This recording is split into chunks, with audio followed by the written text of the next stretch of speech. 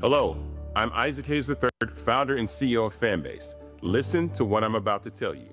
The window to invest in Fanbase is closing. We've raised over $10.6 million of our $17 million goal. That means there's room for less than 6,370 people to invest in Fanbase for the average amount. The minimum to invest in Fanbase right now is $399. That makes you an owner in Fanbase today. Go to startengine.com/fanbase to invest. Why? Because current social apps have taken advantage of users for far too long, with content suppression, shadow banning, harmful racist content, and no real tools for monetization and equity. Fanbase has over 1.4 million users and counting, allowing anyone to reach all their following and monetize their content from day one. Social media is the new TV, and whoever owns the apps that distribute that content have the opportunity to own potential billion-dollar companies. While big platforms with uncertain futures are failing to serve their users, Fanbase is stepping up to fill the gap. Don't wait until it's too late. Invest now, invest for yourself and your future. Go to startengine.com/fanbase and own the next generation of social media.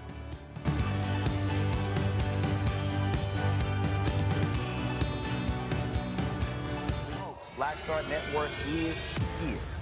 Hold no punches. I'm real revolutionary right now. Support this man, Black Media. He makes sure that our stories are told. Thank you for being the voice of Black America, Roland. Stay black. I love y'all. All momentum we have now, we have to keep this going. The video looks phenomenal. See, this difference between Black Star Network and Black-owned media and something like CNN. You can't be Black-owned media and be scared. It's time to be smart. Bring your eyeballs home. You dig?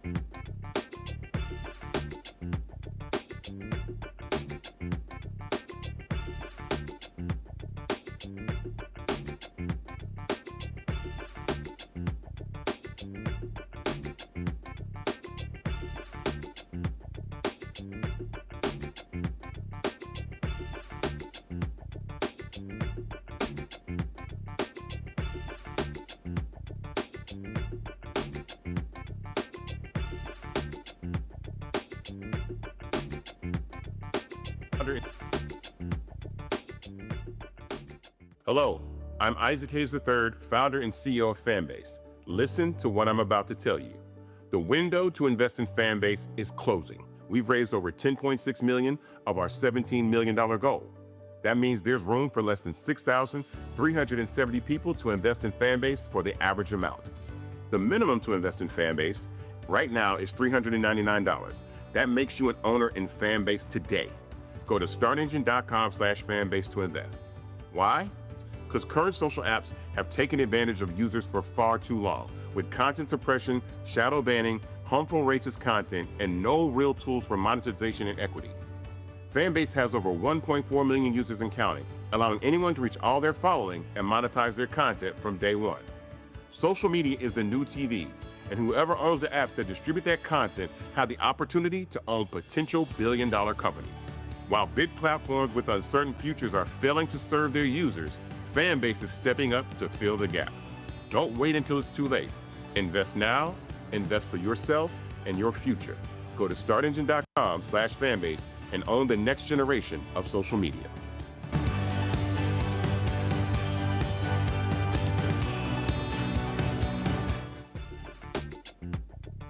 2025 coming up on Roland Martin Unfiltered, streaming live on the Black Star Network. I told y'all Donald Trump and MAGA does not give a damn about black people. 2 housing discrimination cases in Texas, my home state, are on hold because of MAGA. We'll talk with a reporter from ProPublica. They've been reporting on this story. They also don't care about regular, ordinary people. Do you realize that Trump is trying to give money back to a company that was hit with discrimination charges from the Consumer Financial Protection Bureau? I'll tell you about that as well.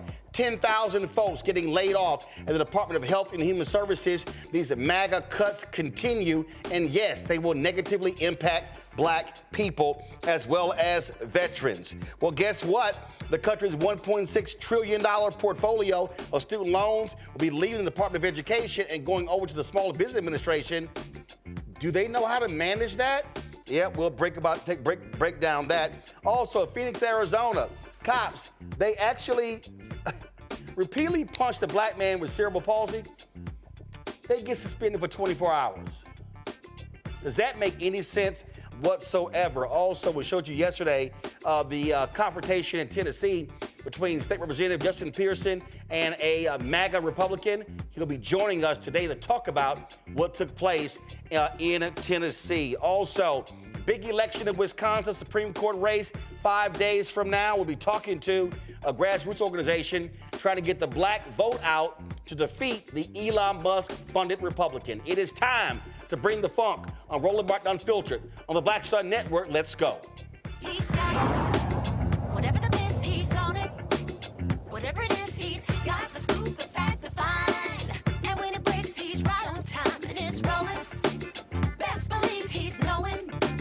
Putting it down from sports to news to politics. With entertainment just for kicks, he's rolling. It's on go, roll, roll, y'all. It's Roland Martin, yeah. Rolling with Roland now. He's funky, he's fresh, he's real, the best, you know he's Roland Martin now.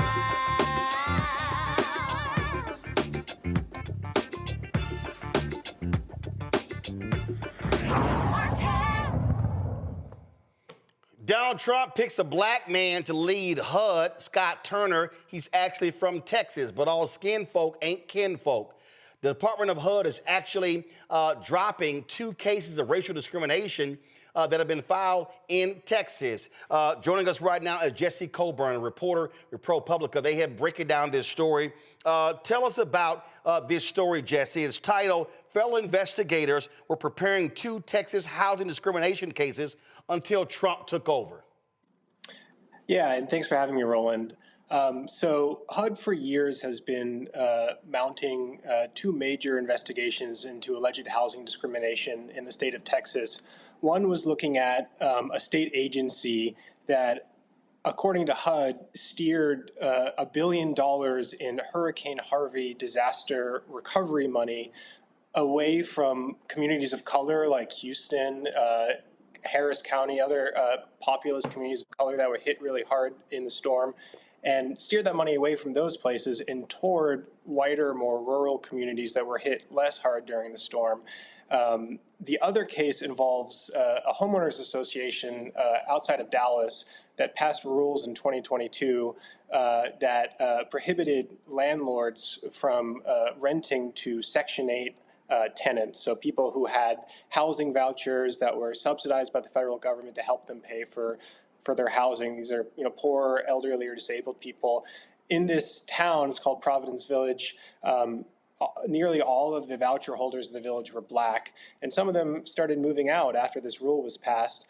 HUD found that violated the Fair Housing Act and issued a charge of discrimination in that case. HUD referred both of those cases to the Department of Justice, which is a normal step after the Housing Department finds evidence of discrimination. And what normally happens is that the Department of Justice then takes those cases and files lawsuits against the alleged perpetrators of that discrimination. But what happened here is after the Trump administration took office, the Housing Department yanked both of those cases back without explanation. And officials who I spoke to said it leaves these cases in a state of limbo, and they think it probably kills them. There's no clear way for them to move forward now, which is a remarkable turn of events given just how long the federal government spent investigating these cases and how sure it was that illegal discrimination had occurred here. Right, and so here's the issue. Here's the issue that we are dealing with here. And we've seen this not just with housing and so many areas. Donald Trump and MAGA basically is saying where there's been discrimination against black people, we don't give a damn. They're literally ending these cases. There was a voting rights case in Texas. They pulled out of that lawsuit. We start talking about every single one of these departments over and over and over again. Donald Trump, J.D. Vance, Elon Musk, and MAGA are essentially saying there's no discrimination. We are ending everything, and we can see this in multiple areas in the federal government. It certainly doesn't seem like a major priority of the administration, and it's not just these cases. As you said, at HUD, the agencies just cut dozens of grants to local organizations that fight housing discrimination. There's projections circulating within HUD that the division that fights housing discrimination is going to be cut by as much as 76%. The Department of Justice in January, there were memos circulating saying, hey, we're going to freeze all of our civil rights litigation right now. The Department of Education just gutted its civil rights office. So there's a trend happening across the federal government that suggests a sort of broad rollback of civil rights enforcement under the second Trump administration. I did a video shortly after the inauguration where I said MAGA wants to defund Black America. What this is saying right here is that if Donald Trump, Republicans, and MAGA, they don't represent all Americans. They don't represent all constituents. What they're saying is to Black Texans and others, y'all don't matter. We don't actually care. They're not even looking at these cases from a factual standpoint. It's literally, hey, they're looking at anything that says discrimination, race, equity, diversity, inclusion. Hey, if that's involved, it all ends. I haven't seen anything where they say, you know what, we're going to continue these actions. They are basically saying to people, if you discriminate against black people and others, you got free reign because HUD, DOJ, and other agencies, we're not going to do anything to you. Yeah, and I spoke to a fair housing lawyer who used to work at HUD and was representing some of the plaintiffs in these cases, and she expressed the concern that we could be moving back to like a pre-Civil Rights Act era, where discrimination is rampant. I mean, that's someone who's spent her life working in this area, and that's her concern. So, for people who are working in this area, there's really alarm bells ringing right now. But I do want to talk about that $1 billion because here's the deal. The late Sylvester Turner, former congressman, he was the mayor of Houston. He was the mayor then. And what you had there was you had Texas governor, Republican, MAGA Republican, Greg Abbott. They were like, you know what, we're going to penalize Harris County. And the Republicans in the Texas legislature, and again, I'm native Texan, so this hat ain't just for show. they were targeting Harris County. They hate Harris County. They hate Harris County because it's blue. They hate the fact that there are 4 Democrats who are on the Harris County Commissioner's Court. They hate the fact that Democrats control the city council. Democrats control the district attorney's office. And so this was about penalizing Harris County, and you had massive damage in Harris County, and that money came from the federal government. That money came from the federal government, and this is the problem when it goes to the states, where the governor can say, I'm going to decide how it's being spent, and they simply said, we're going to screw Harris County, and we're going to spend the money elsewhere. And to me, and I would love for some lawyers to weigh in, but this actually has a negative impact, as your story lays out, on African Americans and others, because these are largely black and brown people who were impacted by this. That's certainly HUD's view. I mean, it's kind of remarkable. In the city of Houston, I believe half of all buildings were damaged in Hurricane Harvey, and the city of that initial $1 billion didn't get a penny. Harris County, not a penny. So, when you think about, the sort of racial composition of the city of Houston and of the other counties that, were basically snubbed for this money, it's not hard to see why HUD came to the conclusion, that there was a sort of race-based discrimination here. Yep, absolutely. So essentially, with them abandoning this, do the residents there have any place to go? So the plaintiffs or the complainants in the cases, they can bring their own lawsuits, but that's a costly and time-consuming process. And in the Hurricane Harvey case, they'd be fighting the state, which has endless resources to litigate these cases, and they've shown that they really don't think the cases have any merit. They've disputed the allegations from the start. I don't see them backing down from a fight on this. But, it's really the federal government's job to enforce civil rights laws. So I think some, fair housing advocates would argue, the victims of this alleged discrimination shouldn't have to, spend their own time and money, fighting these cases in court. That's the government's job. And, as they see it, the government's not doing that here. So, short of that, it's not really clear how these cases move forward. They might just die on the vine. Folks, here we go to my iPad. Folks, if you have the time, go to ProPublica.com, ProPublica.com. You can look at this story. Fellow investigators were preparing 2 Texas housing discrimination cases until Trump took over. The story done by journalist Jesse Coburn. Jesse, we appreciate you being on the show. Thanks a lot. Hey, thanks so much for having me. I'm going to go to my panel right now. Dr. Greg Carr, Department of African American Studies at Howard University. Glad to have you, Greg. Also, Dr. Nola Haynes, of course, she also is a foreign policy expert professor at Georgetown here in D.C. Glad to have both of you here. Greg, you've got family there in Texas. Nola, you from next door in Louisiana. I'm just going to be, here's the deal. I'm going to say it, and I don't care. He appoints a Negro to lead HUD, who's from Texas in Scott Turner. They do these actions. All of those Negroes who were dancing and enjoying themselves at the White House Black History Month reception, silent. You've heard them say nothing. Nothing about this case, nothing about them pulling out of the case of Cancer Alley there in Louisiana impacting black people, nothing about all of these here. And so it's fundamentally clear. Donald Trump, J.D. Vance, Elon Musk, Doge, the Republican Party, MAGA, don't give a damn about black people, Greg. They don't care. You're right, Roland. And the beautiful thing about this is perhaps we finally will get the message that they don't in a way that will help us react the way we should be reacting. We don't give a damn about them. Let's be very clear about that. In fact, it's ironic. Last night in the class I teach over at Howard Law School, we covered the chapter in our casebook on housing law and housing discrimination. The Fair Housing Act of 1968 has been ineffective in a lot of ways. We know that. But we also know this. Private nonprofit fair housing organizations process about 3/4 of all housing discrimination complaints. And frankly, the HUD only processes about 5%, and the Department of Justice processes less than 0.2%. actually 0.1% of housing discrimination cases. It has always been the nonprofits. The Fair Housing Act is very important. It's still there. There's Section 1982 and 1983 of the federal U.S. Code, which stretches back to the Civil Rights Act of 1866. All of that law remains on the books. And here's where I'm going with this finally. When we look at that clown, Ben Carson, horribly miscast, of course, as the Secretary of HUD in the first Trump administration. We also know that he wrote the chapter on HUD in Project 2025. You told people for years, they showed us what they were going to do. Ben Carson wants to hollow out HUD and outsource all that stuff to private developers to get your tax money for everything from rent to subsidized Section 8, subsidized housing.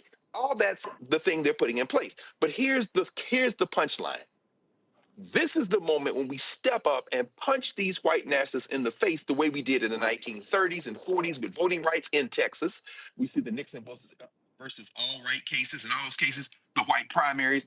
Our lawyers must congeal around the idea of these private, nonprofit, fair housing organizations using the Constitution, win or lose, around the 14th Amendment, around the Civil Rights Act of 1866, around the Civil Rights Act of 1964, and around the Fair Housing Act of 1968, because the federal government has never been a champion of fair housing. And that goes for both administrations. See, this is the moment right here, Nola, for me, that if you're Democrats and you're talking about regaining power, then you hit stuff like this very hard.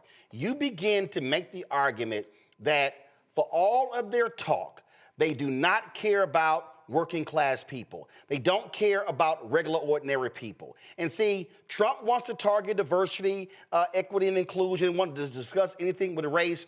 But this is where you say, listen up, Latinos. What Trump is saying is, they can discriminate against you and they will do nothing. You say the same thing to black people. Democrats have got to be, to me, using language where you are saying they are screwing you over. They want to take your money that was awarded to you and give it back to these folks in the Consumer Financial Protection Bureau. To me, that's the argument that you should be taking. They're going to be far more aggressive in doing that versus some of the basic language they've been using. I agree. How the Democrats decide to punch back, because that's absolutely what needs to happen. As we're talking about this, I cannot get that disgusting video of Kristi Noem out of my head. And what that signals for me, as she's standing in front of those stacked human bodies for some sort of disgusting, sick photo op, it just reminds me how much these people don't consider us to be human. It's not even about, oh, they don't care about black folks, they don't care about Latinos. Of course not. They don't think we're human. They don't, you see what I'm saying? Like the idea that they care about how we are being mistreated, that they care that overwhelmingly that their policies are specifically targeting us, they do not care. And what they are banking on is that the rest of the country won't care either, that other people will not care. Right. So I think the Democrats need to come back and stay on this issue and make the American people understand what we are up against. This is not just dismantling of the federal government, which, snatches away the future of the black middle class. This goes a lot deeper. And that's the Democratic Party needs to get down to that nugget of that thing inside of you. You know what I mean? Like that's where they need to touch deep down, because this is way beyond lengths, firing people from their jobs. Absolutely. And see, I need people to understand what's going on. I need everybody to understand what's going on here. And if y'all don't understand it, I broke it down right here. What is happening before us, Project 2025, this right here, go to my iPad, Henry. This is what Greg was referencing. This is the chapter that Ben Carson wrote on HUD. First of all, we know he didn't write it because he ain't that smart discussing housing. So let's be real clear. He put his name on it, or his name was attached, or he agreed to allow his name to be used, but he is not that smart on housing policy to write this section. This was written by white conservatives in the Heritage Foundation. But I lay out in my book, White Fear, how the browning of America is making white folks lose their minds, that the attack on civil rights and on things, not just DEI, but the attacks on, again, fighting discrimination, this is because of this. They are scared to death. And the reason, Greg, I keep saying why Democrats should not run away from this versus trying to use this non-racial language to appeal to white people, the reality is Vice President Kamala Harris did not lose because she lost white voters. In fact, the polls show, the exit polling, the data show from Black Voter Project, from pollster, from my man Terrence, and from Hit Strategies, that she got on par the number of white votes as Joe Biden did in 2020. Where she lost was there was a decrease in Black turnout, Latino turnout, and young turnout. And this, to me, is where you say, guess what? Ain't no Democrat gonna get higher than what Biden and Harris got with the white vote. But if you're gonna win by jacking up Black turnout. And what you say is, you hit this right here. You say, Black America, Donald Trump, and MAGA has no concern about protecting your rights. They want to allow people to discriminate against you, and then you just simply cite their own actions. That's how you reach the folk who have been tuning you out. You're absolutely right, Ron. And for me, I'm excited, actually. I'm very much energized by the moment we're in. Because we're gonna, hopefully, and this is with our effort, as you say, we're going to finally have it out with these white nationalists. John Henry Clark used to say this: Black people, you have no friends. And I'm saying that, and I'm so glad that you were in conversation last night with my friend and colleague Sherilyn Ifill, who's opening her 14th Amendment Center here at Howard at the law school tomorrow, 9 to 4, and the public is invited, as she talked about last night. Because now is the time when we come out of the defensive crouch and we punch these white boys in the face. The dog killing Kristi Noem is standing there because, as her molten face vomited some other form of supremacy, she is desperate. It is exactly what you said. It's not white hate. White hate comes from white fear.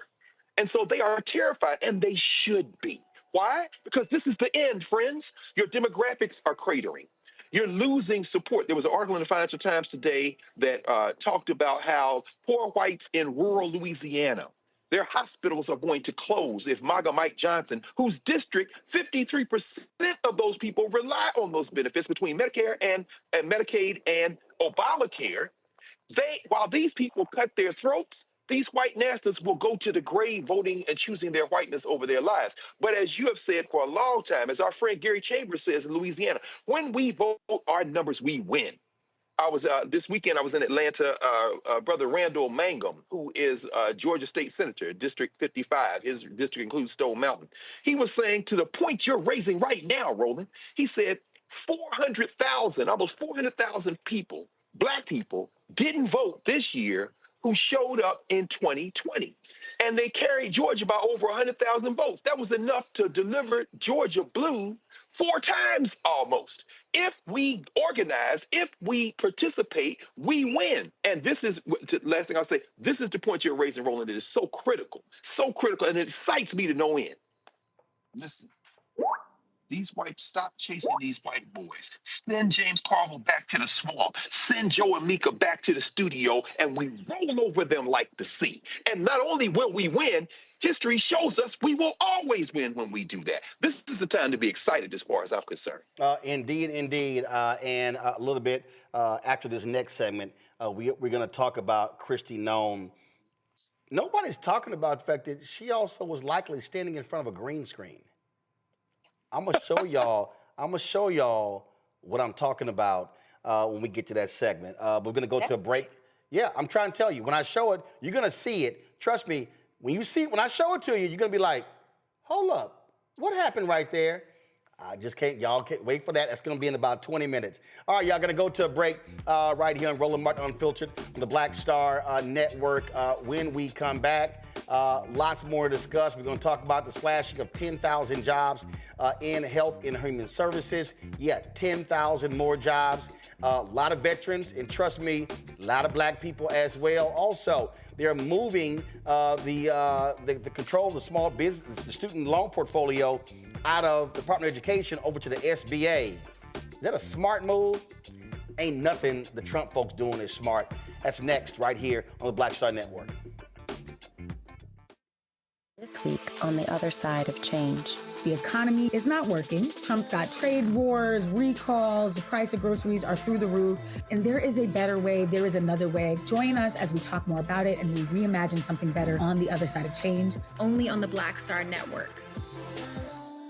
We begin tonight with the people who are really running the country right now. Now, Trump is often wrong and misleading about a lot of things, but especially about history. Donald Trump falling in line with President Elon Musk. In the wake of the unsettling news that MSNBC has canceled Joy Ann Reid's primetime show, The Readout, Roland Martin and the Black Star Network would like to extend an invitation to all of the fans of Joy Ann Reid's MSNBC show to join us every night to watch Roland Martin Unfiltered, streaming on the Black Star Network for news, discussion of the issues that matter to you, and the latest updates on the twice impeached, criminally convicted felon-in-chief Donald Trump and his unprecedented assault on democracy, as well as co-president Elon Musk's takeover of the federal government. The Black Star Network stands with Joy Ann Reid and all folks who understand the power of black voices in media. We must come together and never forget that information is power.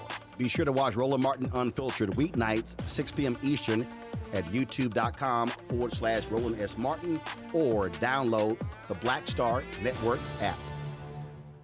What's good, y'all? This is Doug E. Fresh, and you're watching my brother Roland Martin Unfiltered as we go a little something like this. Hit it. It's real.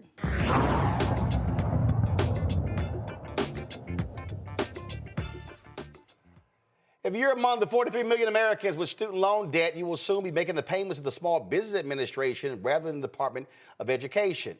That's because the twice impeached, criminally convicted felon-in-chief Donald the Con Trump announced this change on March 21st. Here is that fool.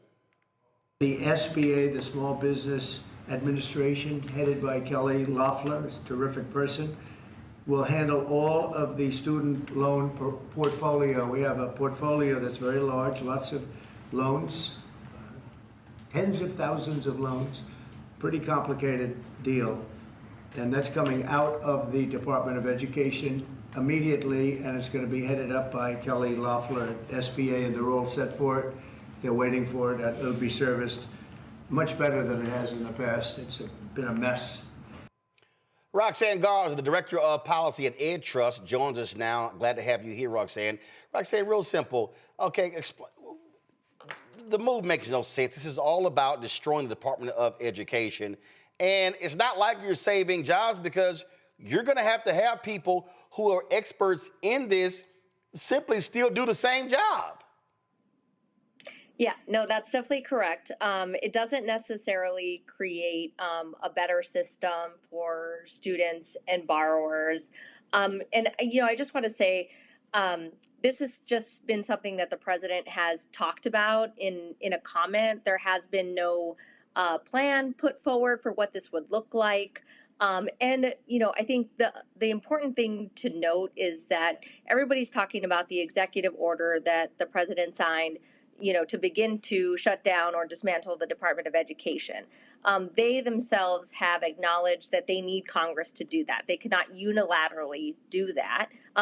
They also cannot unilaterally move the student loan portfolio to the Small Business Administration.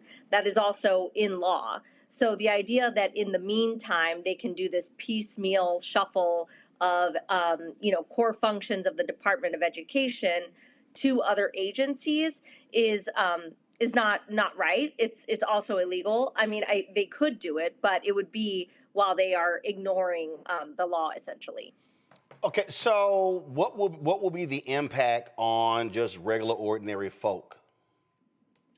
So the impact here would likely be just a lot of chaos, unanswered questions for students and borrowers. I think already, even before he signed the executive order, there were mass layoffs at the Department of Education. So a lot of the expertise, the technical expertise that you need to run this very complicated program has already been lost. Before all of this happened, it was already hard to get somebody on the phone to answer your question whenever, maybe you noticed you had a missing qualifying payment for something like public service loan forgiveness, or you were having trouble, getting in touch with your servicer. You would normally contact the Federal Student Aid Office. You would contact, the people there that are meant to help you deal with these problems. Now, those people, aren't necessarily there because they've let a lot of people go in these mass layoffs.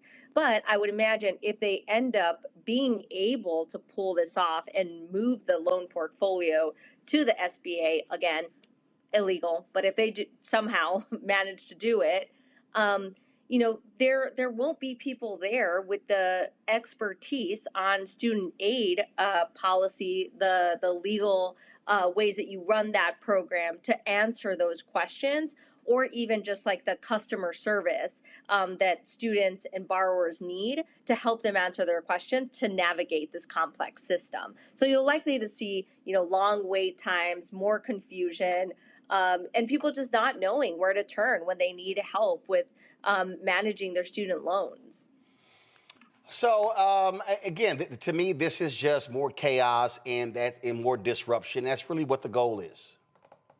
Yeah, I think that's right. I think, causing chaos, wreaking havoc. We already saw that in the last couple of weeks when the Department of Education essentially took down the applications for the income-driven repayment plan. So there was no option for folks to go online and apply for an affordable, manageable repayment plan.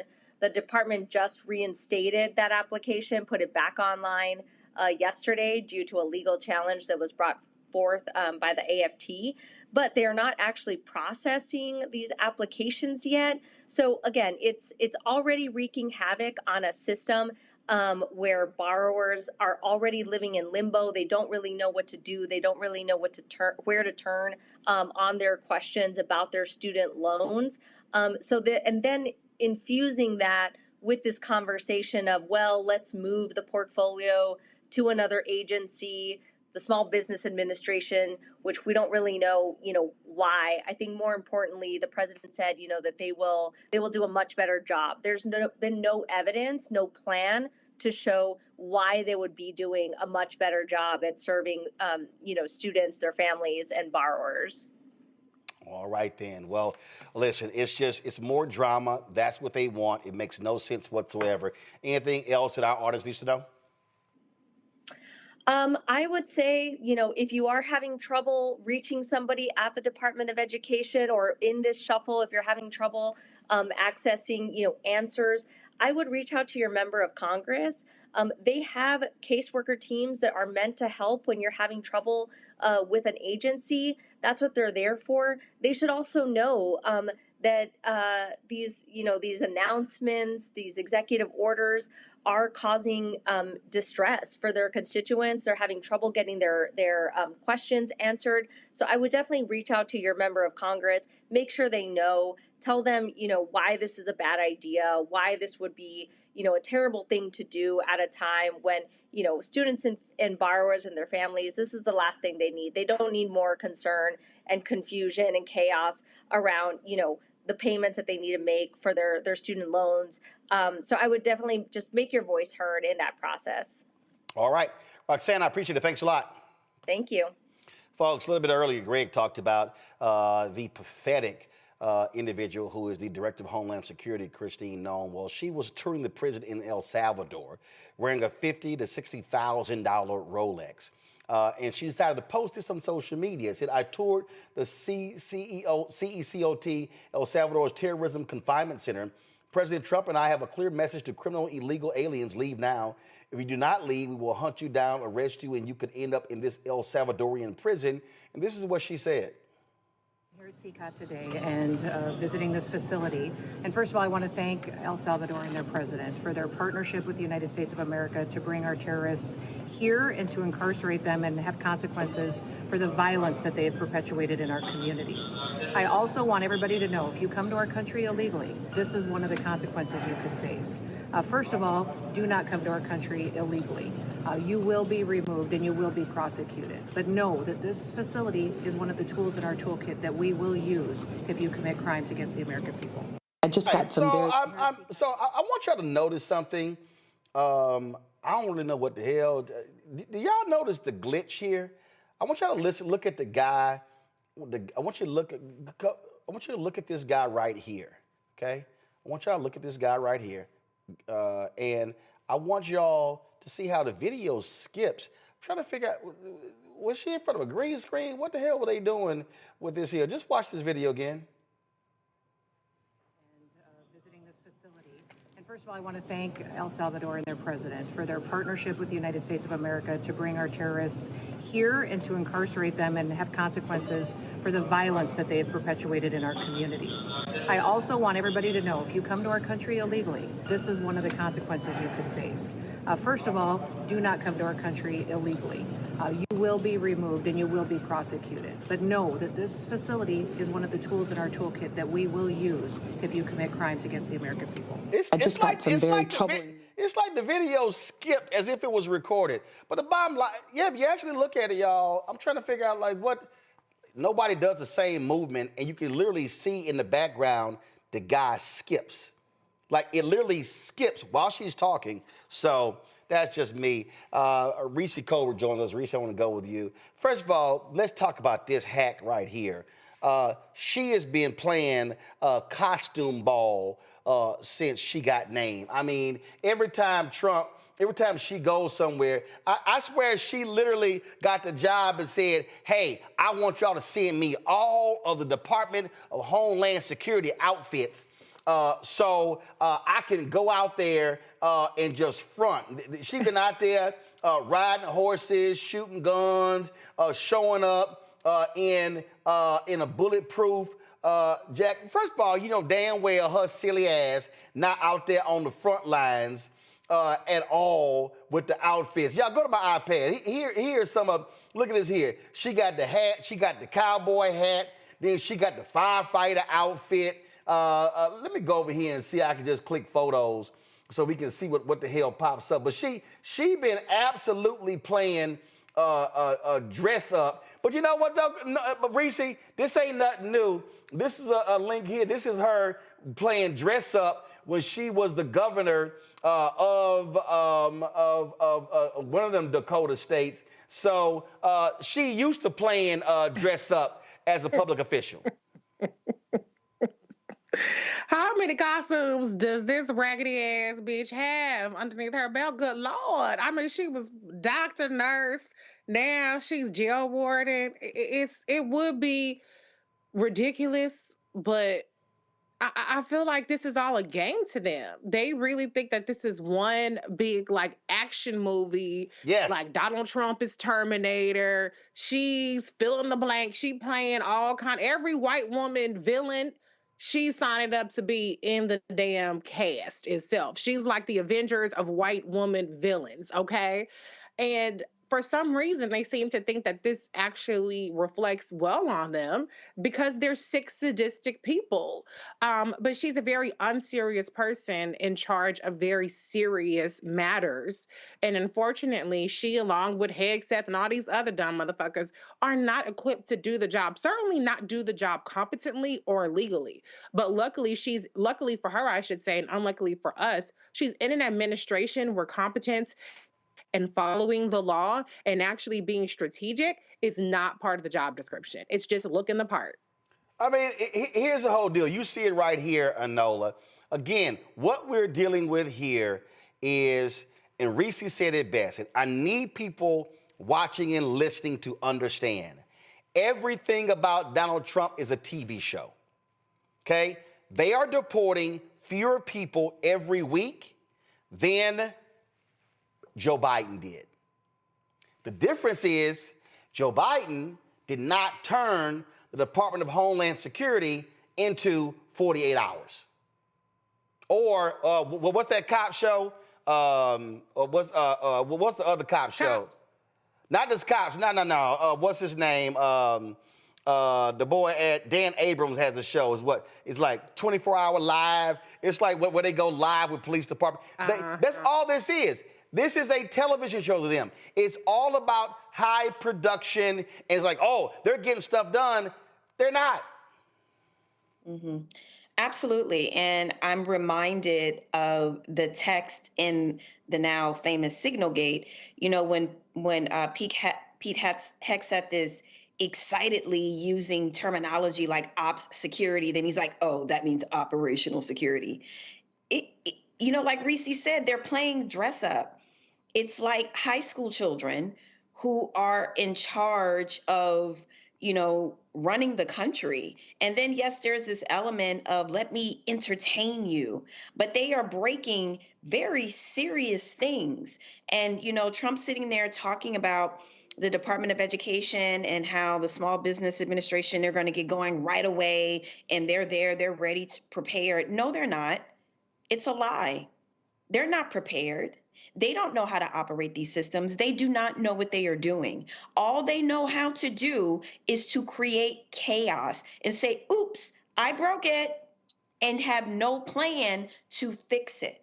So while, you know, if I was in another country watching this, I would be cracking up, honey. This would be my reality show. America the Downfall, honey, this would be my reality TV show. But we are here and we're having to live through it, and it's not funny. Very unserious people are in charge of very serious things, and this is a problem that needs to be solved. But they are unserious people. But what they're doing, Greg, they are appealing to these people who don't pay attention, who really don't watch the news. But what they're doing is they're selling a narrative, they're selling a story, and the fact of the matter is, it's playing right into their hands, and it has an impact on poll numbers and things along those lines.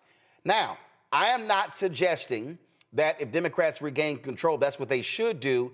But this is a perfect example, though, of why you do have to establish a narrative, tell a story, so people actually see what you're doing. Mm-hmm.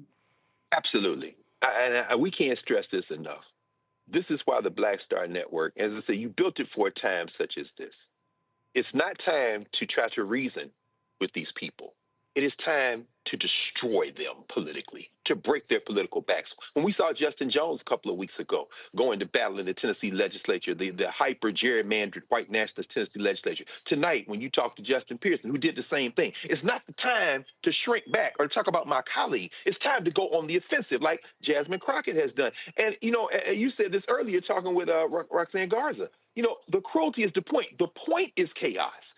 They got a $4.5 trillion tax cut they're lining up. That's the thing for us to keep our eyes on if we're going to keep our eyes on anything. But all the rest of this stuff, and you just said it again, you know, he didn't staff a cabinet. He cast a cabinet. And whatever his obsession is with 1980s, I don't know, Cinemax After Dark, D-list porn stars, like the ones who look like Kelly Loeffler or Cruella DeVille, Tulsi Gabbard or Christy Nome. These are aging porn stars from the 80s. And he's got a fascination with these white women with this fake ass hair who look a certain way. But here's the point. They caught the car. It's a beautiful thing. They caught the car. The federal government is too big for them to destroy.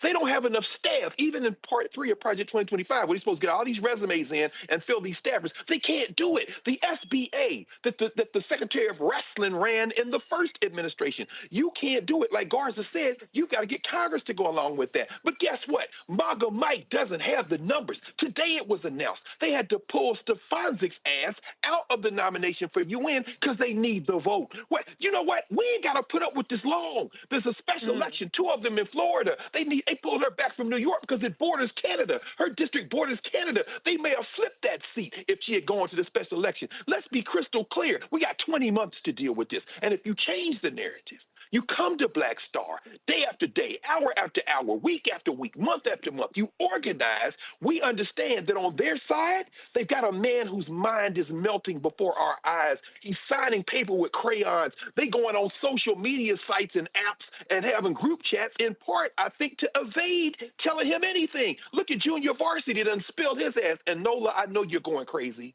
because all those countries around the world that used to share intelligence with the United States, they ain't about to give them shit. They like, I'm not showing you shit. I found your social security number and your telephone number in the dark web. You were in Russia tweeting and texting in the group chat. Then you talk to this woman who got a little Cruella Divine gray streak out her hair, and she's sitting up there looking like she about to cry, and you ask her where she was, and she said, I don't know. Ain't you in charge of all the damn spies in the country? They took the car. They are going to implode. All we got to do now is organize, and we will roll over them like the sea. This is a beautiful moment if we can get our act together. Indeed. So Greg there mentioned where we're going in terms of what we're doing with this network. Let me explain to y'all how Black people get screwed by folks. It's time for our Where's Our Money segment. Did Nola speak in that last segment? He did. He's been frozen out.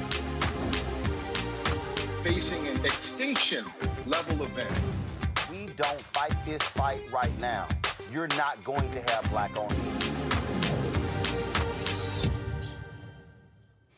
All right, folks. So I told y'all in the 6.5 years that we have done, we've launched this show and the network. I have had numerous meetings with major corporations and with ad agencies. And I'm talking about Group M, I'm talking about Dentsu, I'm talking about Publicis, I'm talking about IPG.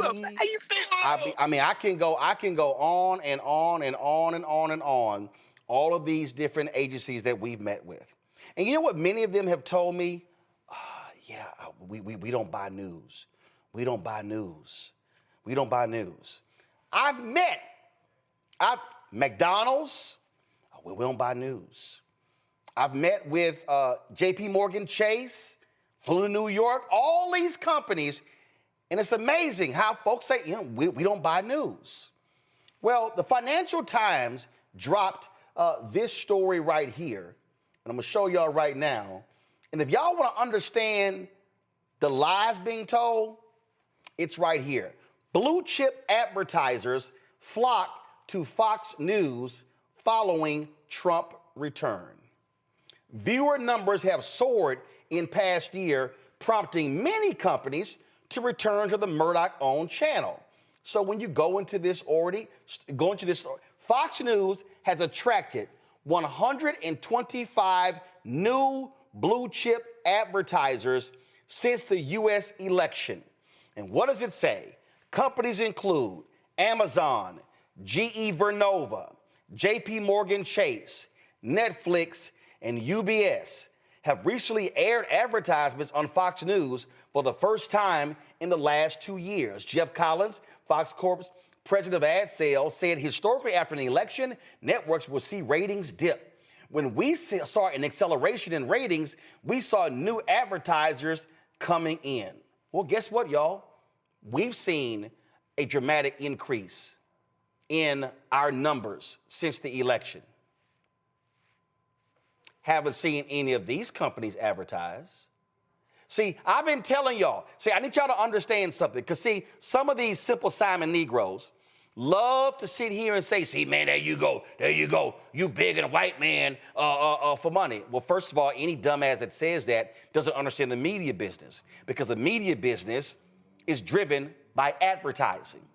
Every media company, Disney, Comcast, Fox, all of them, Sinclair, run the line, Salem, all of them, iHeart, they all run on advertising. Nearly $400 billion is spent every year on advertising. Black-owned media gets anywhere from 0.5 to 1% of the advertising money.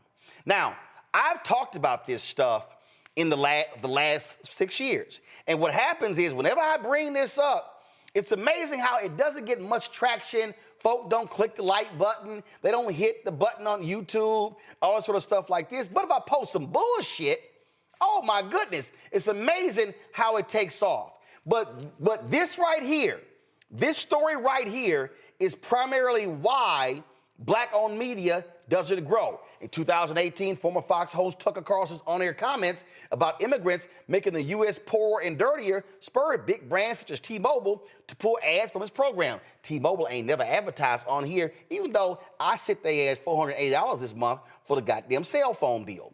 So I spend more money on T-Mobile than they spend here. So what I'm trying to lay out to y'all is this story right here.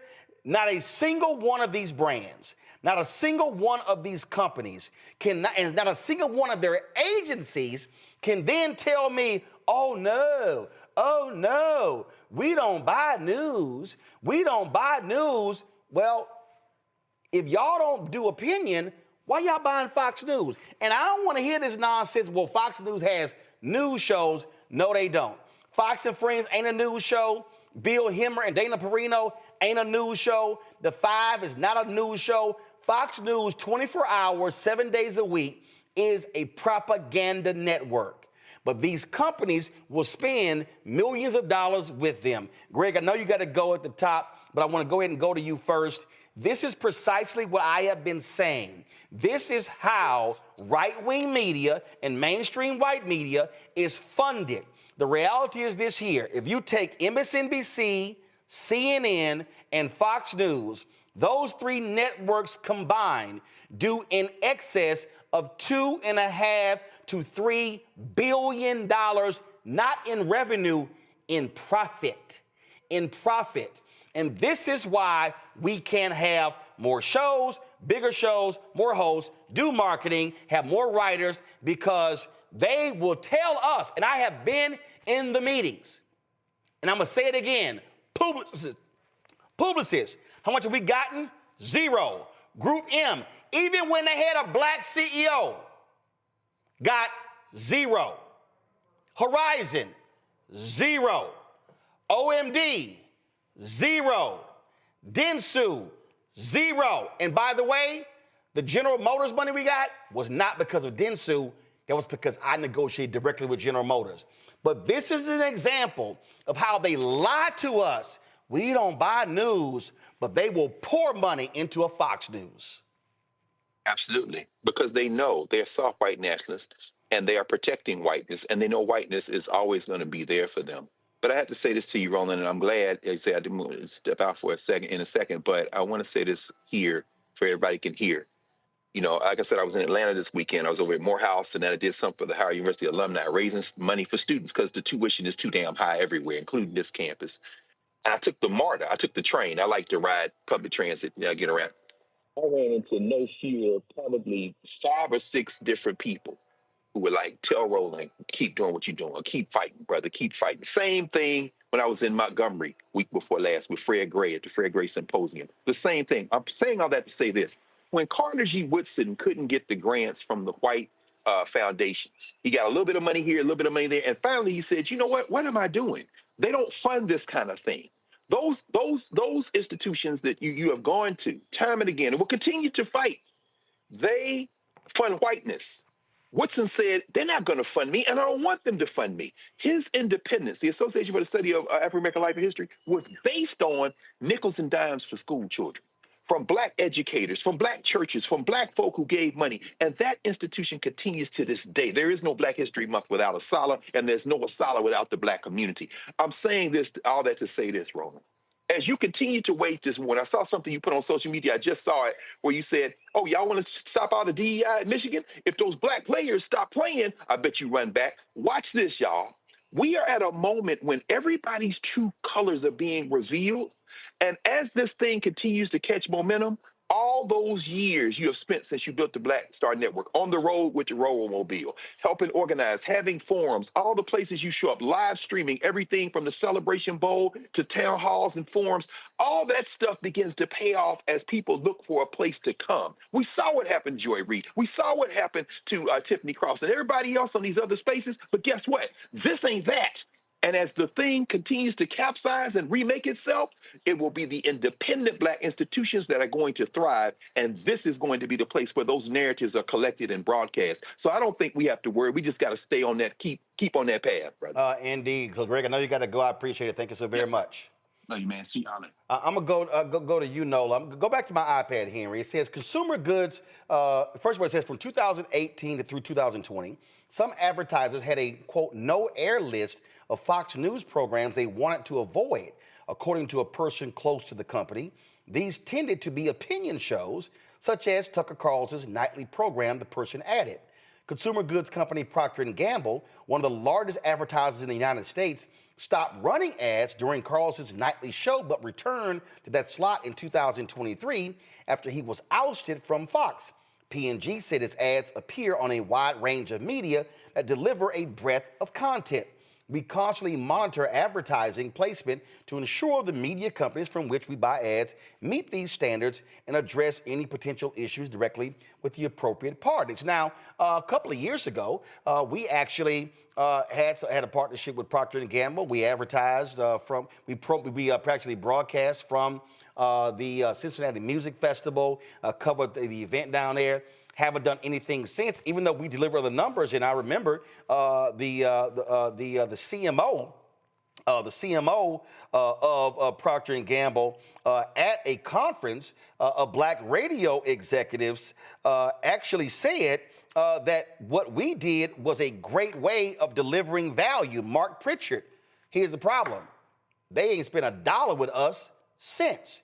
Now, we've had meetings, but I keep telling these companies and these agencies, I can't deposit meetings. And at those meetings, I'm the only one in that meeting not getting paid. They getting paid to be in the meeting, not me. Listen, people will pick your brain to death, honey, and not pay you a dime. But I'm glad we're having this conversation, especially as new media seems to be all the buzz and everybody's using that terminology. You know, I loved everything that Greg said, and I am going to invoke his prophetic voice, and speaking life into this is where people will come. This is where people will come to get their information, their news. This is where people will come to be in community. And so I'm going to speak that life into that. But, this is a really important point as people are trying to think about, I'm part of a group called Persist, and still in the messaging world. I can tell you from Persist and all over the place in the national security community, so many conversations are being had about, okay, how do we do this new media thing? Everybody's trying to figure out where we're going to get money from. How do we do it? How do we match what the Republicans did for the last presidential cycle? How do we find money for content creators? How do we find money for influencers? How do we reshape this news ecosystem? And here you sit, Roland, you've been ahead of the game in that regard. But this is, to Greg's point, this is a pivot. This is a time of change. And everyone is recognizing that the media landscape is changing, and they are going to feel it. This is my prediction, my prophetic voice. The same way Target's sitting up there looking crazy, and this is the only thing that's gonna get through to them. They gonna continue. All right, y'all keep playing. Y'all keep giving y'all money to these divisive, racist people, and guess what? When your little product's not selling, you gonna wonder why. You gonna FAFO your way out of that job on the board. Like, I'm just here to warn companies, Black people, we are using our resources very differently. And if you don't support us, we will not support you. See, here's the thing, Reese. I believe in just calling a thing, okay? And so here's an article right here. It says 2024 top agencies in the world by revenue. And then it says the top 15 agencies in the world. And you see right here, WPP, Accenture Song, Publicis, Omnicom, Deloitte Digital, Interpublic, group of companies, Dentsu, Blue Focus Communications Group, IBM, IX, Hakuhodo, Shell, Vivendi's, Havas, TCS, Interactive, Stagwell, InterOcean Worldwide. And see, underneath that, see, they own a whole bunch of other agencies, okay? So what people need to understand is that in the agency game, what they do is they actually, they own a lot of stuff. They buy a lot of stuff. And so what happens is they actually own all the different agencies. And so it's called the Big Five holding companies. Go back to my iPad, WPP, Omnicom, Publicis, Interpublic, and Dentsu. So you take a Group M, they're under one of those particular companies, okay? Now, again, I need everybody who's watching and listening to understand what I am telling you. I have personally met with Group M. When Kirk McDonald was the CEO, a brother, we met with them, okay? I met with the whole team. If I could start naming names, I'd start naming names. I've met with Dentsu. I've met with the chief investment officers of OMD. I've met with folks at Publicis.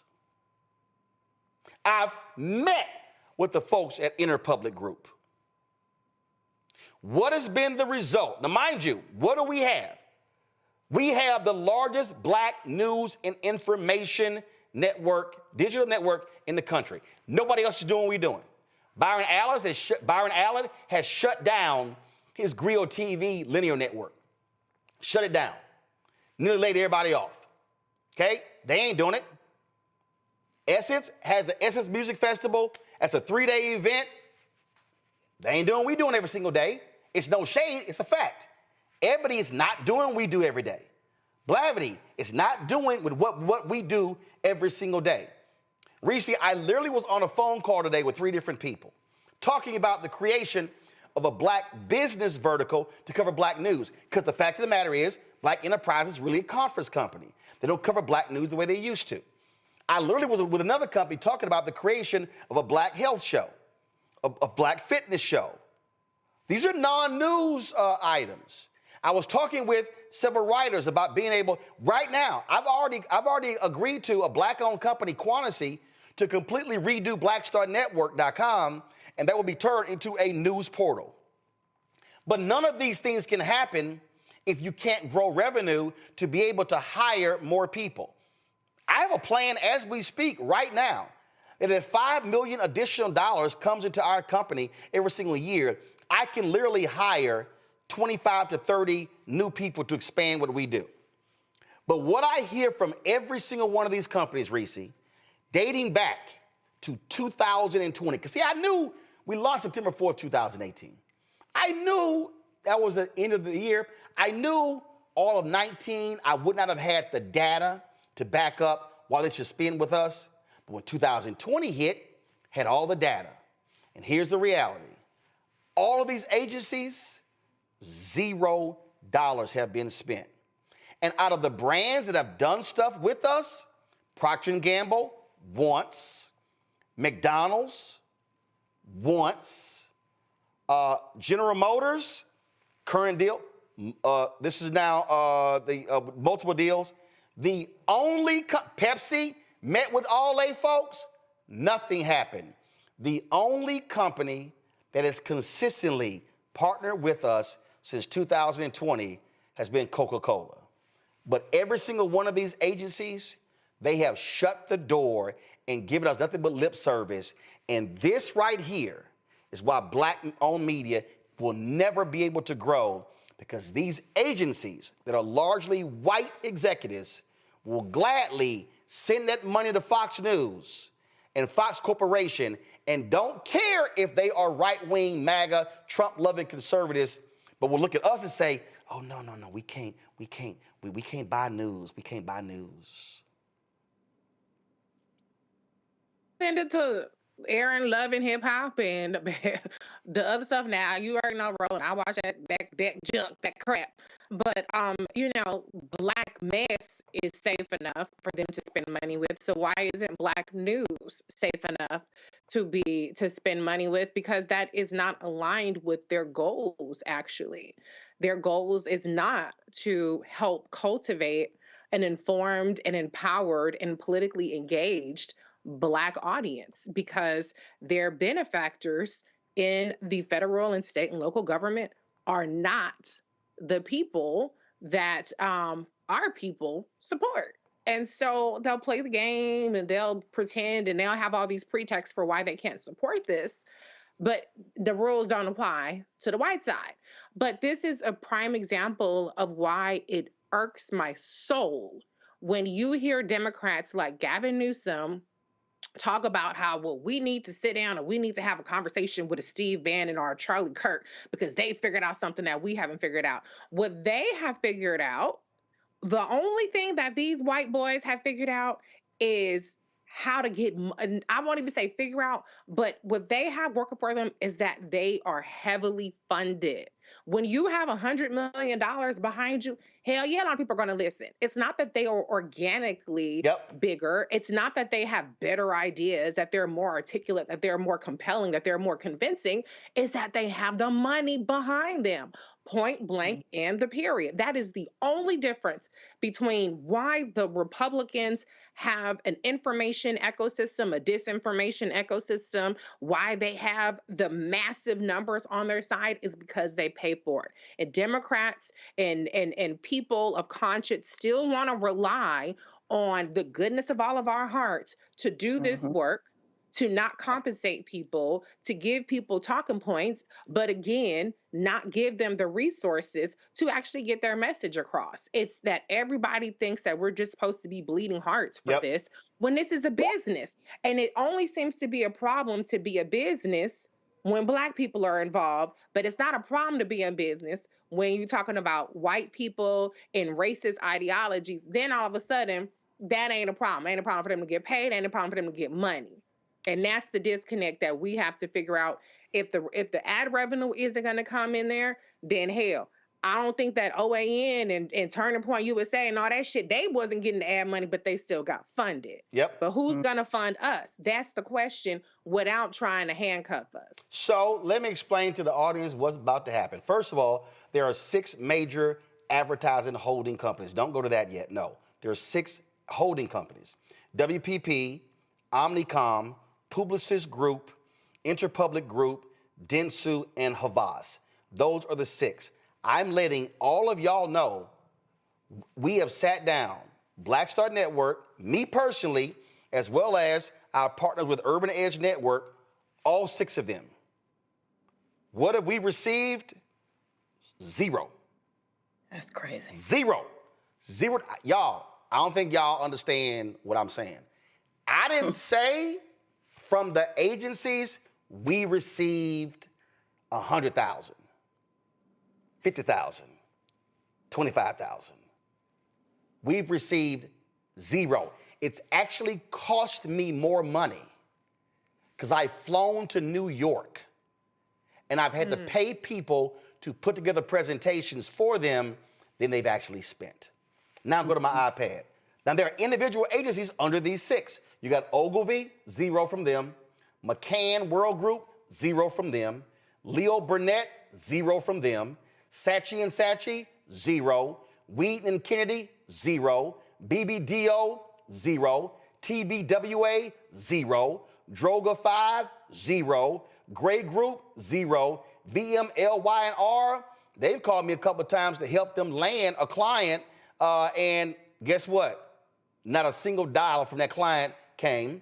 Donor, 0. FCB Global, 0. Marketing Architects, the ad agency, Play Creative, DDB, 0. McKinney, 0. All of these folks. So I just need y'all to understand the money game. I need y'all to understand why Ebony went through all of his drama when John H. Johnson died, because Ebony was getting $20,000 for a full-page ad when Esquire, a smaller magazine, was getting $200,000 for a full-page ad. All y'all out there, I heard all y'all Negroes, y'all remember Bob Johnson, Sheila Johnson, they sold out. See, y'all don't understand the game, because guess what? In Brett Pulley's book, on the billion-dollar bet, the unauthorized biography of Bob Johnson and BET, when they were being sold to Viacom, Mel Karmazin, the CEO, as well as Sumner Redstone, discovered that BET was getting paid $1,500 for the same 30-second spot that MTV was getting paid $8,000 for. BET was sold for $2.4 billion and $400 million in debt. The total sale price was $2.8 billion. Well, guess what? If Bob and Sheila Johnson, then married, if they were not being impacted by the black tax, if they were getting fair market value for their ads, that means that if they were getting the $8,000 instead of $1,500, Bob and Sheila Johnson could have actually sold 1/3 of BET for the same $2.8 billion and still today be the majority owners of BET. This is what happens even when we do get the ads, there's a black tax involved. So to the audience, this is what is going to happen. Over the next week, and I've already made it clear to my team, we're going to record Fox News 24 hours a day. And we're going to record every program on Fox. And we're going to write down every single blue chip advertiser that runs ads on Fox. I ain't talking about them 1-800 commercials, because that ain't what I'm talking about. And what we're then going to do is we're going to contact every single one of those blue chip advertisers, and we're going to ask them and their agencies, we have a question. We noticed that you buy Fox News. What black-owned news brands do you also buy? And I'm going to be waiting for them to say, we don't buy any news. And then what I'm going to do, I'm going to come on this show and go on social media and tell all of you what every single one of those brands and what every single one of those agencies said. Because if you are a brand, JP Morgan Chase, UBS, Amazon, and others, if you are putting your money on Fox News, then you should have no problem putting your money on black news and information, black-owned news and information. So, to all the agencies and all the brands, do understand, I have hereby served notice. We are watching, and we are going to tell our audience exactly who you support with your ad dollars, and ask the question, are black people not good enough for your ad dollars as well? I'll be right back. Next on the Black Table with me, Greg Carr. Succession. We're hearing that word pop up a lot these days as our country continues to fracture and divide. But did you know that idea, essentially a breaking up of the USA, has been part of the public debate since long before and long after the Civil War, right up to today? On our next show, you'll meet Richard Crichton, the author of this book, who says breaking up this great experiment called America might not be such a bad thing. That's on the next Black Table, right here on the Black Star Network. Hey, yo, what's up? It's Mr. Dalvin right here. What's up? This is KC, sitting here representing the JODECI, that's Jodeci, right here on Roland Martin Unfiltered.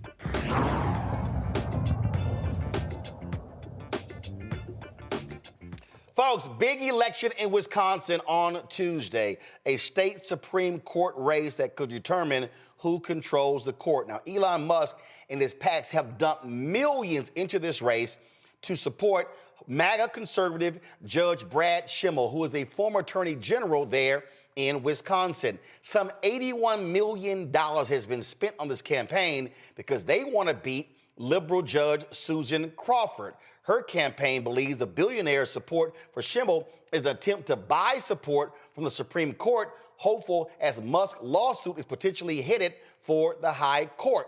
A lot of folks have been activated there, including Souls to the Polls. And we're joined right now by Reverend Greg Lewis, Executive Director of Souls at the Polls, joining us from Milwaukee. Greg, glad to have you here.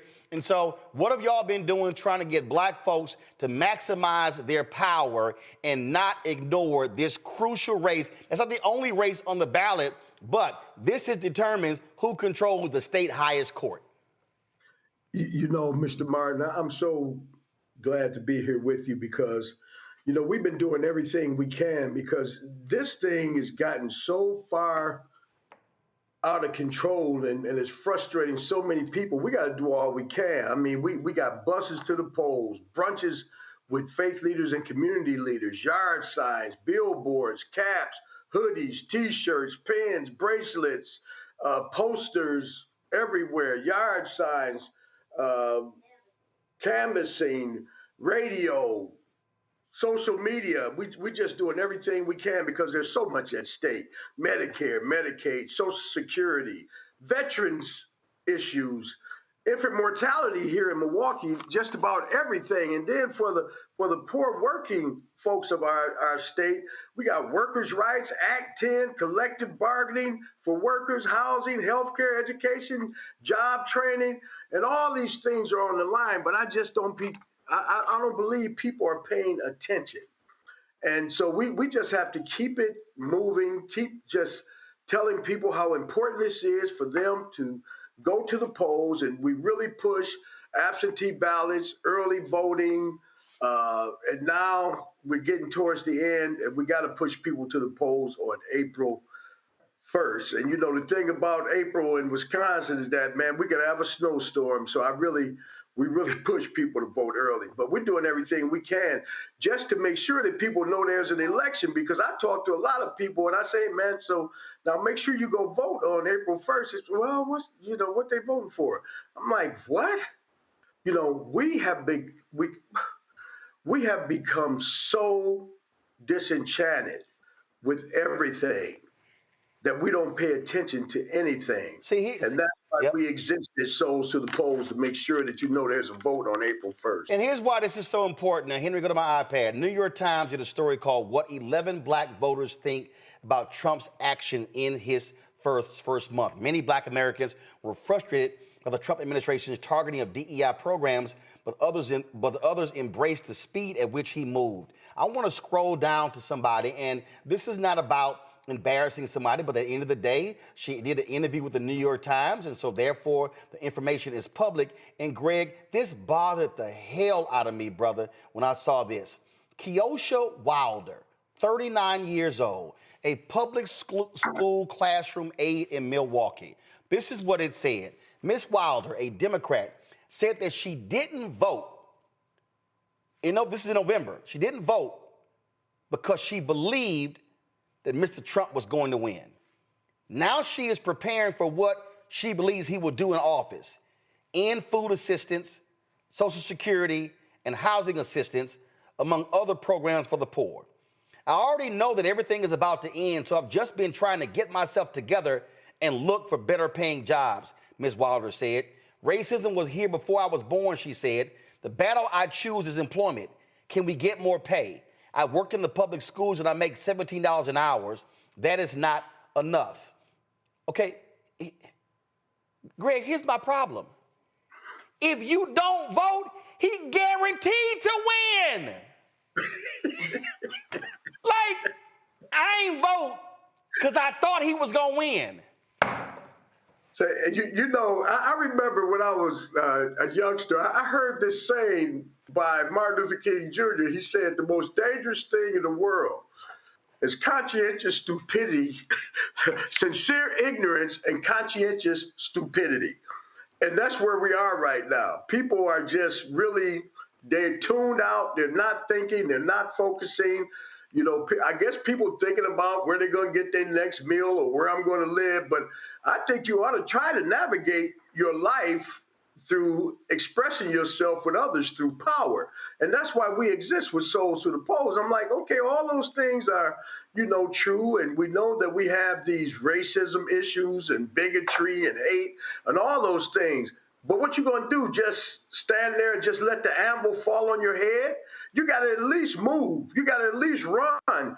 You know, even in martial arts, they say, you know, the first thing you do when people attack you, you know, your first line of defense is to run.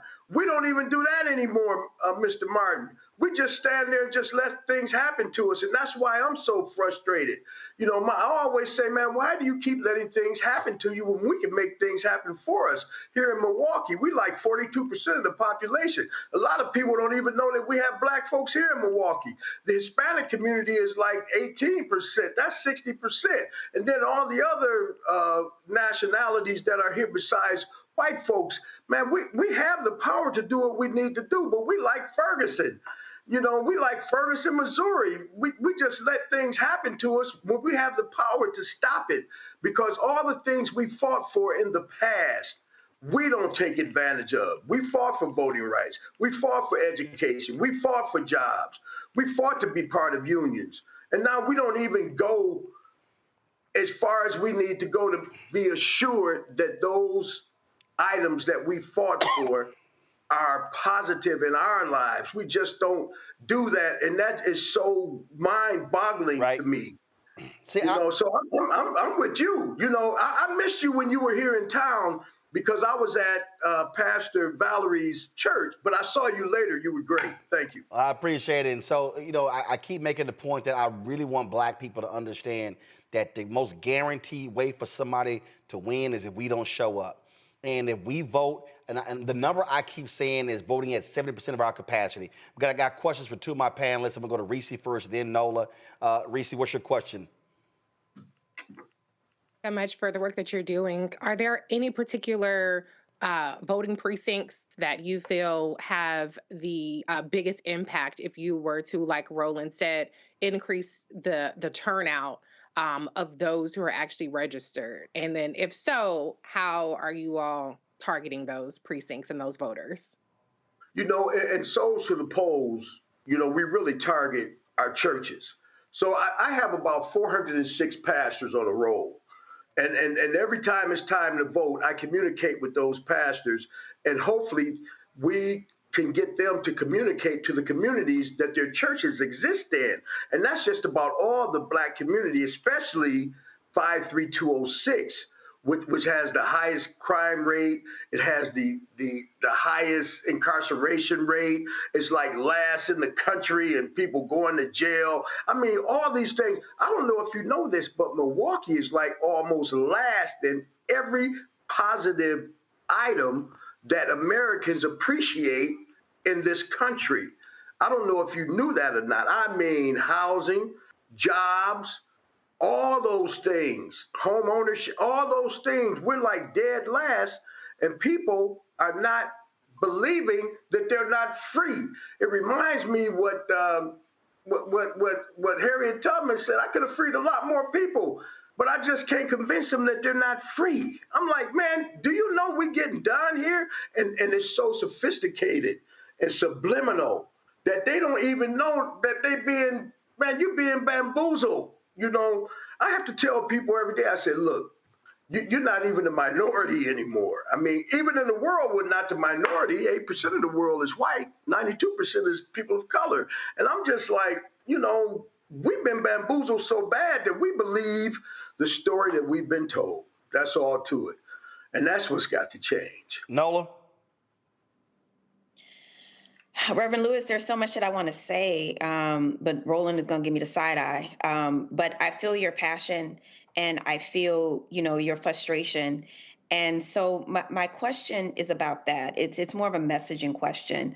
How are young folks, especially in Milwaukee, being talked to? Because one of the things that I've noticed is that there's a large disconnect between what came before them in terms of civil rights, in terms, you know, all of these things. There are a couple generations where there's a disconnect to the point where it doesn't matter.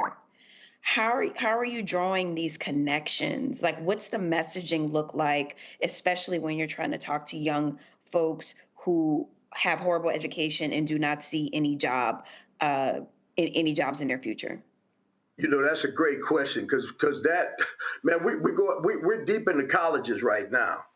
Good. And then these influencers, we're deep into influencers. And we're deep into having concerts for young people to let them know that we care, we want you to be with us, and so on and so forth.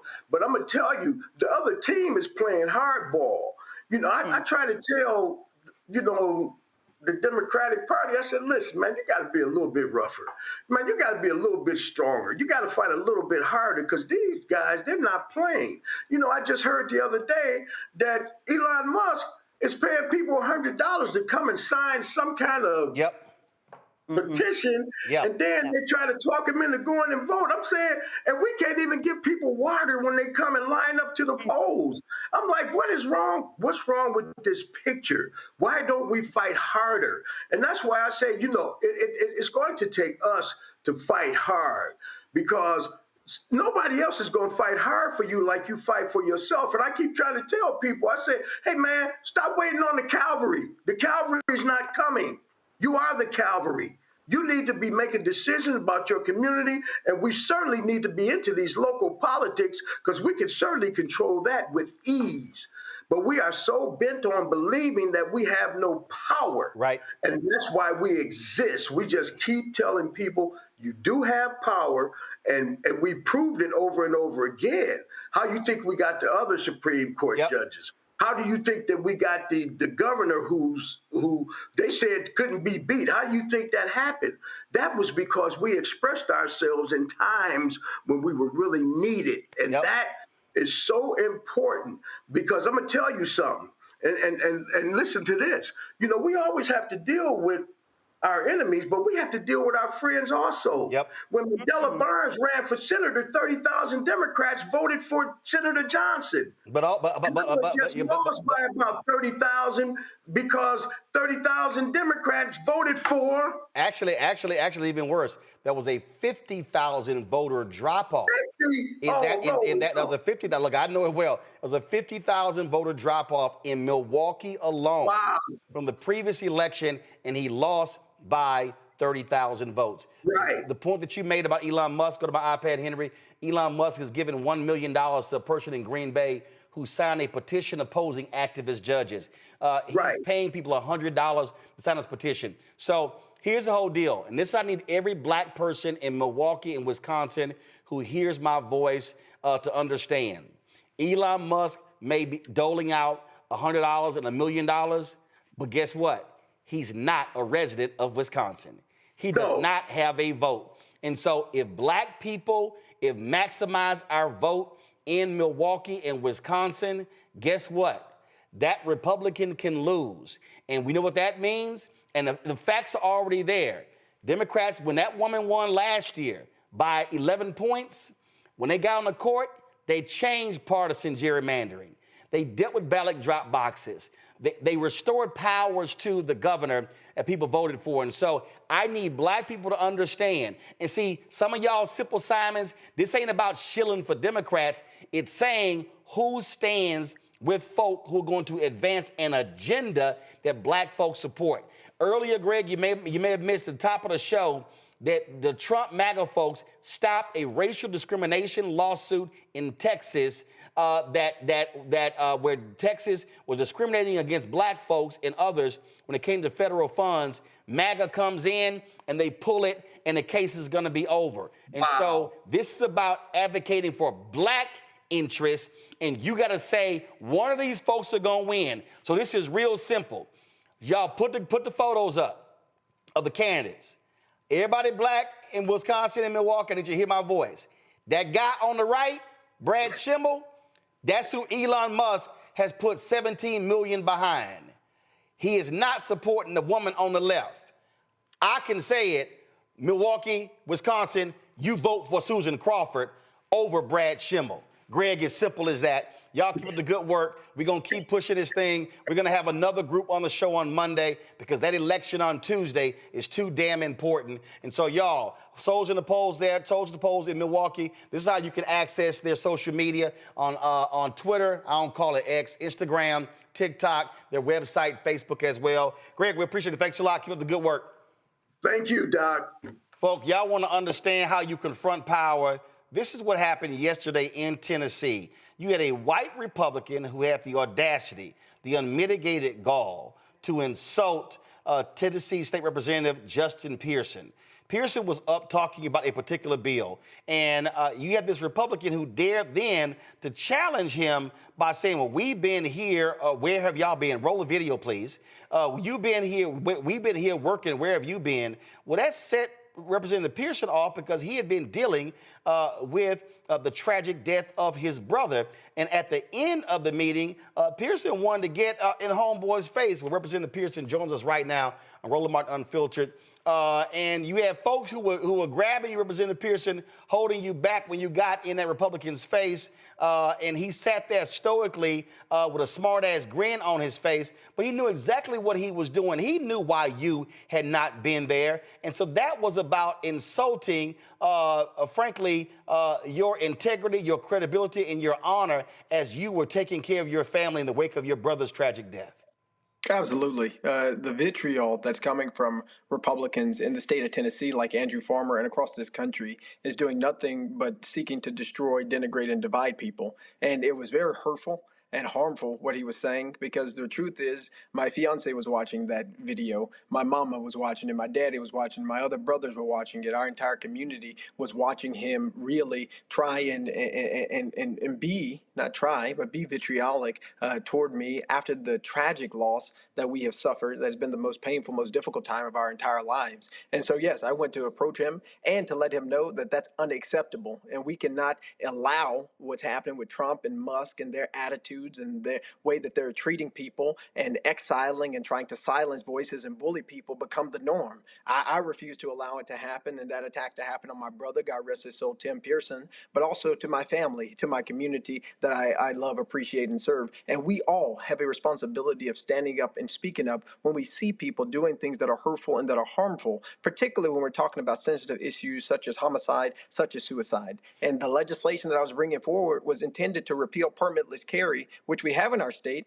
And since we passed that law, we've seen an increase in homicides. We've seen an increase in suicides. We've seen an increase of the very problem that we are now dealing with and grappling with as a family that has shattered so many families across our state and across our country. But instead of talking about the legislation and the work that we needed to do, he wanted to have a personal ad hominem attack against me. And it's a personal thing that he has. I don't know what. He's the same guy who had the resolution to expel me 2 years ago. And I didn't even know what he looked like at that time or where he represented. And so he's got something personal. But the reality is we've got a real problem that we've got to solve that is hurting black families and hurting families across this country every single day. This is a freeze frame of that arrogant individual sitting there with his smug look on his face. And at least the chair of the committee had the decency, and guys, rack that up.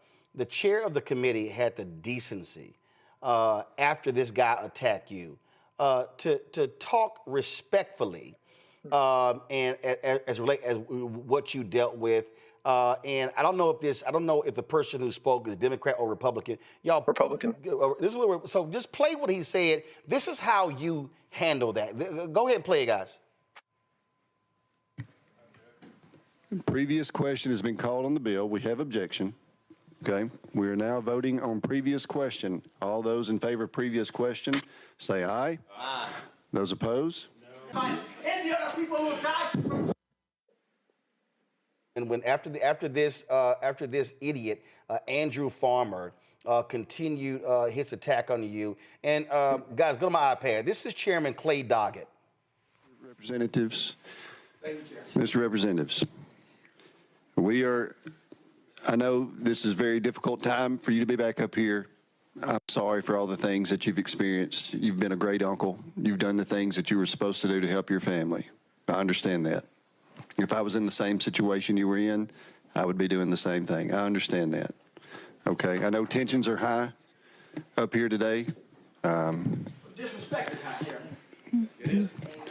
But, ladies and gentlemen, we're going to do our best to be as civil as we can up here. Okay, and I appreciate that very much. So, with that being said, I'm going to go to Leader Lambert. Representative Pearson, I'm curious. Did any Republicans come up to you afterwards and say what he did was uncalled for? I mean, a couple of them were appalled by his actions. And I don't know if he knows this, but several Republicans also have dealt with the loss of loved ones in their own family by suicide. And so many have texted me and came to me and apologized. And the reality is, when we're dealing with something like gun violence, when we're talking about issues that you talk about on the show all the time, economic justice, social justice, racial justice, is not just a black person's issue. We're talking about something that's good for everybody. And our shared humanity at some point should supersede our desire for political talking points and political posturing. But for Andrew Farmer, that wasn't the case. He wanted to use the pain that my family and I are experiencing and exploit that for his own personal political gain, for his personal vendettas that he has. And so, as you saw with Clay Doggett there, who is a Republican and who is a chair, he said he would have done the exact same thing. Because in my family, family comes first. In my community, family comes first. And there's nothing that I'm going to do to put my family or my nephews, who I love and I care about, second. My parents, like, we have a responsibility to care for our loved ones, particularly at times of grief. And the truth is, people deserve more time to grieve. I even brought up legislation to make sure that everybody who works in government at least has 2 months of bereavement time. Because when you have such a tragic loss that is literally altering the course of your family's life and your own life, you need more time to not only process that change, but make sure that the necessary systems are in place to help your family to operate and to be able to do the things that they need to do to continue to move forward. Andrew Farmer has a problem. But it is not a problem that is just in and of himself. Again, this comes from this Trump-Musk ideology that the more you berate people, the more evil you are, the meaner you are, somehow that is a good thing. And we have to change that with a new true revolution of values that prioritize the people who are suffering, prioritize the people who are grieving, prioritize the people who are hurting, and make legislation and policy to address those needs, to address that pain, not to denigrate and degrade folks. And you know what? I've had some people go, but I don't understand why they can't, why Pearson and why Jones, why they always going off. And let's be real clear. You got some Negroes in the Tennessee Black Caucus who can't stand y'all. And they think that y'all make too much noise, you're getting too much attention, and you should play the go along and get along game. But that ain't gotten black folks anything. There's a lot of people who wanted to play the go along, get along game when it came to Tennessee State, and we saw how they still are trying to take that university over. Also, when the state controller wanted to take over that small black town because that money was coming in, same thing. And so the go along, get along game, that is not helping black folks in Tennessee when you got crazy, demented MAGA Republicans in control. I mean, you got to be honest about what we're up against. And too often we're playing from a rule book or a playbook that is old, that is tired, and that they've thrown out decades ago. We have to realize that communities like the community of Mason, of Brownsville, they're fighting to get forward to have a community benefits agreement. And so what do Republicans in the Tennessee General Assembly do? They actually bring forward legislation to make it illegal for corporations to enter into community benefits agreements if they get any incentives from the state. We realize that anytime that we try to make progress here in our city, we're trying to do some work around guaranteed basic income, and now the state legislature is bringing forward legislation that you can't use any money at the local level for guaranteed basic income. All the times we try to make this progress, we experience this white lash. It's the resentment to the progress that we are trying to make that is more equitable, that is more fair, that is more just. And for anybody who is operating on that old playbook, thinking that there's somehow this great savior of a Republican, or there's a conscientious Republican who's going to start stepping up and stepping out of line with the status quo, I wouldn't hold your breath for it. What we have to do is fight differently, engage our communities more intentionally, and mobilize more people, not just to register to vote, but to show up at the polls to make sure that our voices are being heard at the local, state, and the federal level. Because too many of our representatives believe that if they go to their jobs strictly, then that's all of it. And they're not back in their communities like I am here in District 86, fighting Elon Musk, who has an XAI plant here, who has 18 gas turbines that's polluting the air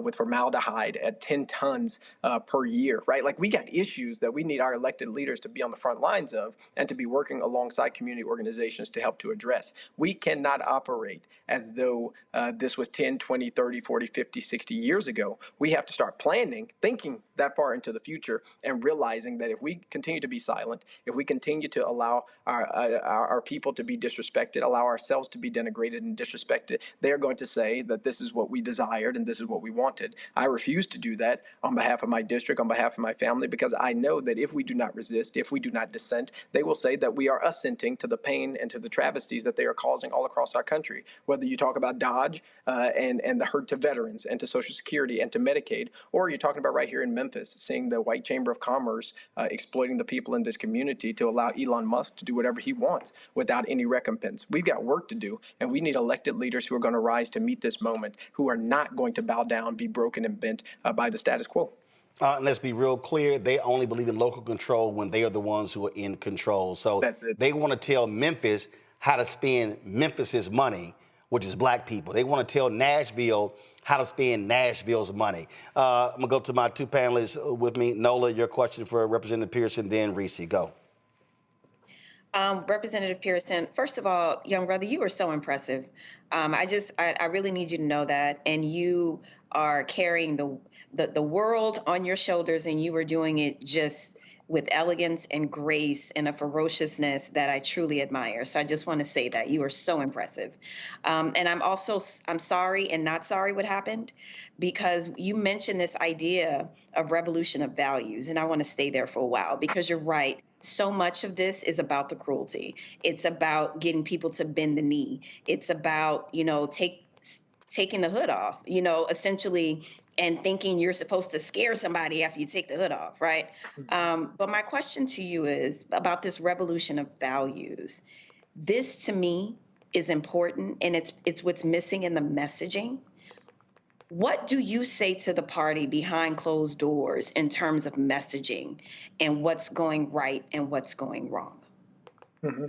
Look, I think for the Democratic Party, we have to prioritize the issues that are affecting people who have been negatively impacted by the oppression of a capitalistically exploitative plantation economy.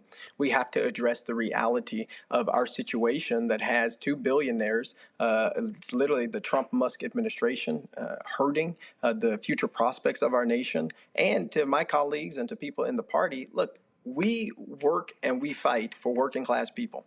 We work and we fight for the uplift of black folks, for immigrants, for poor folks, for people who've been disinvested in. That is who we are. And our responsibility is to go back to that true identity, to those true ideologies that helped to make us who we are and helped us to build a very strong party. Trying to pretend like if we become more conservative, then we're going to get enough people on our side. If we become more Republican, I think as Bernie Sanders once said, then we're going to get some of the Republicans on our side. That's not what we need to do. We need to fight oligarchy. We need to fight these anti-democratic, anti-constitutional things that are happening at our state and at our local and at our federal level. We need to organize across states, whether that be in Nebraska or in Tennessee or in Mississippi and Alabama, to make sure that the voices of people who are in those states is being heard, and not just concentrate our efforts on California and Massachusetts and New York. We have to use our power where we have it to go against the status quo. And even in places where Democrats are in power, we need to see a reduction in poverty. We need to see an increase in the minimum wage. We need to see an increase in the amount of laws dealing with guaranteed basic income. When we have power,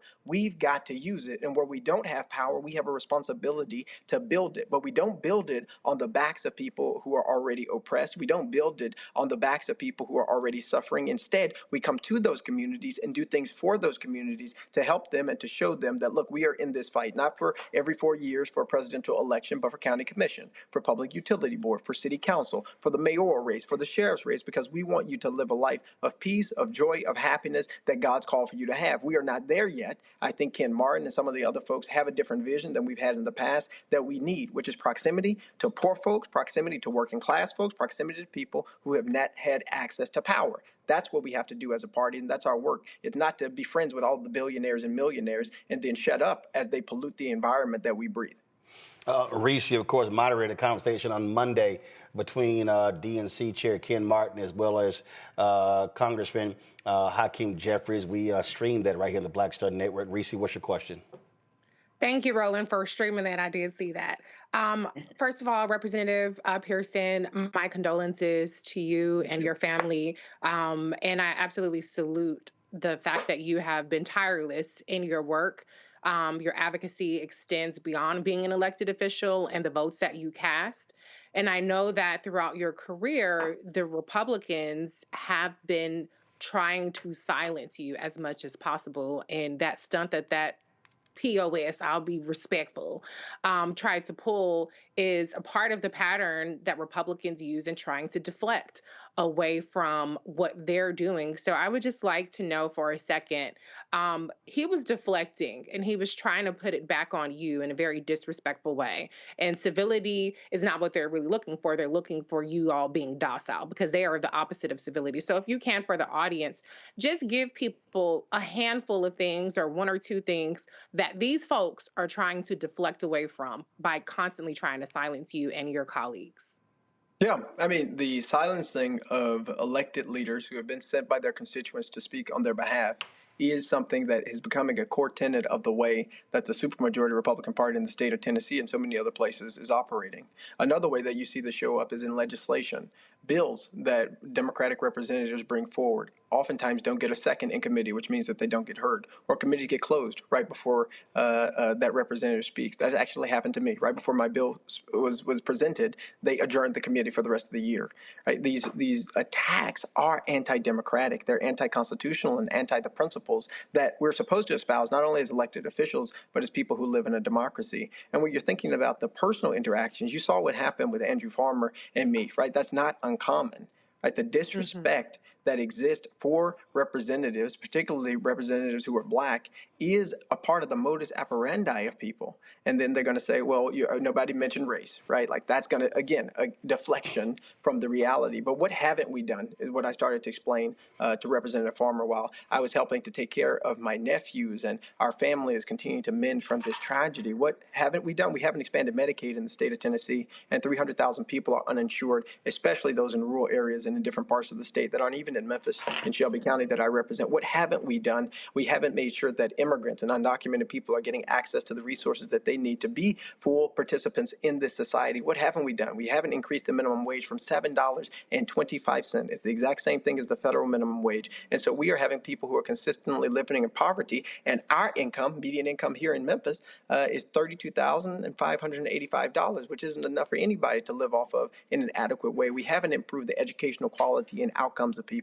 Right now, there's an attempt to take over the school board, but there's not an attempt to make sure that equitable resources are being given to schools that is not based on property taxes. And so the poor remain poor while the wealthier continue to get rich. We haven't addressed the systematic and systemic issues that are plaguing our communities, black communities, Latino communities, queer communities, communities filled by people who are oftentimes overlooked and underinvested in. And so the work, right, is to not deflect.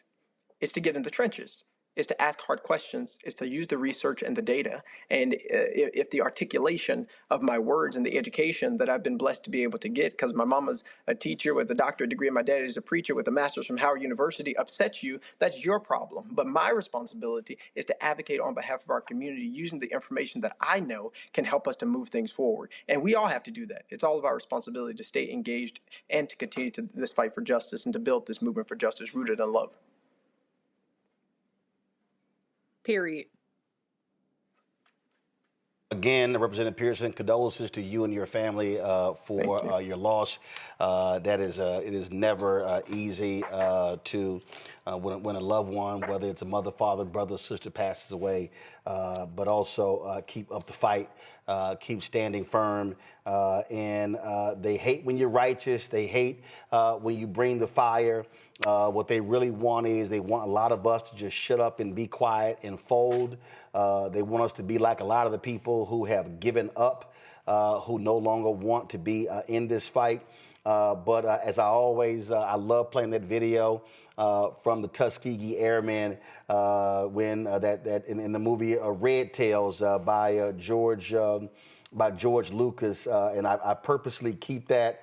I purposely keep that near me because, again, a lot of our folk, we give up real easy. We give up real easy, and we get frustrated. And a lot of people right now, they're like, well, you know what? The election is over, and people are saying, well, you know what? We just gonna rest. We just gonna sit here and sit down. And I keep saying, no, there were people like Tuskegee Airmen. They couldn't sit down and rest.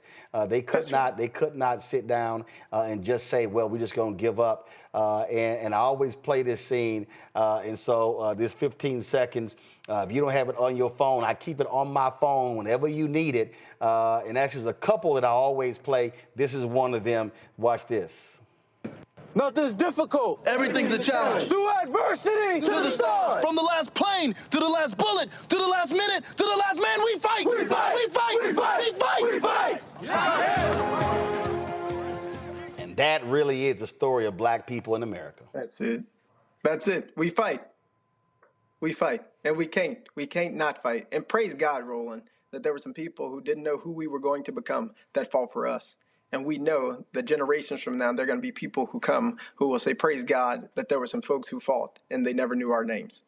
Absolutely. Representative Justin Pearson, we appreciate it. Thanks a bunch. Thank you so much. I appreciate you. Let's keep fighting. Yes, sir. Appreciate it. Folks, we talk about fighting. Yesterday, I played a video of Congresswoman Stacey Plaskett. She was really fired up about what's going on with Social Security and all of these various cuts. I want to play this for you. Watch this. And you know what? This place is broken because Congress has abdicated its responsibility to be the ones to find that race, fraud, and abuse and to do something different about it. We're letting somebody who's unelected, who's an auditor, now he's an auditor. Is he everything? Is he God? To be able to do what he wants to do with the American people. It's got to stop. I yield back. Now, that was, again, Congresswoman Stacey Plaskett of the Virgin Islands. And remember, we told you what Howard Lutnick said. Howard Lutnick is worth $4 billion. And he gave an interview, and he made this comment about, well, what would happen, if Social Security checks were laid, and it's really no big deal because his 94-year-old mother-in-law wouldn't complain. Let me remind you of that. Let's say Social Security didn't send out their checks this month. My mother-in-law, who's 94, she wouldn't call and complain. She just wouldn't. She'd think something got messed up, and she'll get it next month. A fraudster always makes the loudest noise, screaming, yelling, and complaining. Reese was being very nice when she called, when she said POS. No, Howard Lutnick, who's worth $4 billion, is absolutely a piece of shit. And he's also joined by the world's richest person, Elon Musk, because moments ago on Fox News with Bret Baier, this is what Elon Musk said about Social Security. No, in fact, what we're doing will help their benefits. Legitimate people, as a result of the work of DOGE, will receive more Social Security, not less. I want to emphasize that. As a result of the work of DOGE, legitimate recipients of Social Security will receive more money, not less money. All right. I want to emphasize that point and let the record show that I said this, and it will be proven out to be true. Let's check back on this in the future. So Washington Post. Y'all know that boy lying. He's lying, Reese, because I'm sorry, how are you going to receive more if it's already been established how much you are to receive? It's not all of a sudden, oh yeah, we're going to go find the waste, fraud, and abuse. And before you were getting $400, now we're going to send you $700. That's not how Social Security works. Well, first of all, let me be clear. I only said POS out of respect for Representative Pearson. Y'all know I don't have a problem cussing, so fuck Elon Musk. And this is what happens when you put a South African billionaire in charge of the whole goddamn government, because he wouldn't know a damn thing about Social Security, how it's calculated, the fact that we as Americans pay into Social Security. It's our motherfucking money, okay? So you're not bestowing more or less money because of this so-called waste, fraud, and abuse. It just shows more and more how they're out of touch. Howard Lutnick, why the hell would your rich ass mama or grandma, whoever the hell, be checking for a Social Security check? People need that coin. I don't know how much money these people think that folks have that are on a fixed income, that are over the age of 67. It keeps growing thanks to Republicans. People are going to raise hell because they need that check. And these people, these Republicans from the Trump administration, are doing more and more to stand in between people and the money that they have put into this system. The bullshit they're trying to do around eliminating phone verifications, trying to force people, not me being respectful of the fact that if you're elder, you're on a fixed income, it's going to be harder for you to take your ass into somebody's office. Not everybody has access to internet to do this internet verification, and so on and so forth. And that doesn't even include what the acting Social Security director has been saying about basically threatening to shut down the operations of Social Security because the judge tried to block him from getting Doge access. So these people are playing in your faces. And I want you to hear this in particular, Florida, 1st and 6th District, because I know a lot of y'all are on Social Security. And I know a lot of y'all keep voting in these goddamn Republicans because you think they playing about going after Social Security. But these people right now are telling you, if unchecked, which Republicans have completely abdicated their responsibility to do, they're coming after your benefits. And then when you try to cry about it and your ass is evicted and you can't put food on your table, they're going to call you waste, fraud, and abuse. So what you going to do about it? Elections are on April 1st. Get your old ass out and vote for the Democrats, period. And in Wisconsin, too. Well, the election in Wisconsin is April 1st. You have constitutional amendments in Louisiana on Saturday. March 29th. And we absolutely should be voting in that case. Here's the whole thing here, Noel. I'm going to play one more clip because I need people to understand what the game is, okay? The Republicans are all about bumper stickers. So what is their bumper sticker? Waste, fraud, abuse. Waste, fraud, abuse. Waste, fraud, abuse. Waste, fraud, abuse. That's all you hear on Fox News. Waste, fraud, abuse. Oh, the only people who are complaining are fraudsters. The only people who are complaining are fraudsters. Listen to Elon Musk moments ago with Brett Baer on Fox News. Righteous indignation, the fraudsters. Come on, guys, have the audio up. Here we go. Listen. Most amount of fake righteous indignation, the fraudsters. It's a tell. There's some of these NGOs that are crazy, like the $2 billion to Stacey Abrams' NGO that basically didn't exist and suddenly gets $2 billion awarded from the federal government. She has, why? And there are many such cases like that. I think that most people, common sense-wise, would say the fraud's got to end. Yeah. They're concerned about the 94-year-old mother who skips a check or somehow doesn't get what she's supposed to get. See, I want y'all to understand what they're doing here. Again, Nola, they're sitting here going, oh, you saw how he did that. Oh, the fraud. Then he slides in Stacey Abrams, got $2 billion. Here's the reality. Doge ain't pinpointing no fraud. They literally are canceling legitimate contracts. They cannot back up what they're doing with facts, and they're constantly having to revise their numbers because they then go on Fox News, they lie about the waste, fraud, and abuse they found, and then when somebody calls them out on it, oh yeah, let's revise it down, but the lie has already been circulated. Mm-hmm.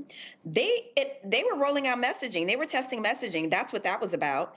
And to your point, because Elon Musk doesn't strike me as a really confident person, the way that he slid Stacey Abrams in there and attached $2 billion to her name, which is basically putting a target on her back, right? Which is to say, why Black woman, you're getting money, you're not building spaceships, because the money that Elon Musk gets from the government, in his mind and people that support him, that money is okay. Give him all the things, give him all the money. But this Black woman down in Georgia, it must be fraud. So what is going to happen? People who speak up about Social Security, they are branding them. This is basically the new welfare queen message, right? So anyone that speaks up about, hey, I didn't get my benefits, or my mom or my grandmother, oh, they must automatically be committing fraud. Nothing has to be proven. We've seen with this administration, they don't need to provide proof of anything, nor do they need to provide a plan for anything, right? So to me, this is testing messaging, and they're trying to see if it sticks, and they're trying to see if it lands. Yep, that's exactly what it is. So I just need people to understand what's going on, what they're doing here. It's no different than the announcement that the Department of Health and Human Services is laying off 10,000 people. Oh, these researchers, these doctors, the employers, they're not important. I'm warning everybody right now.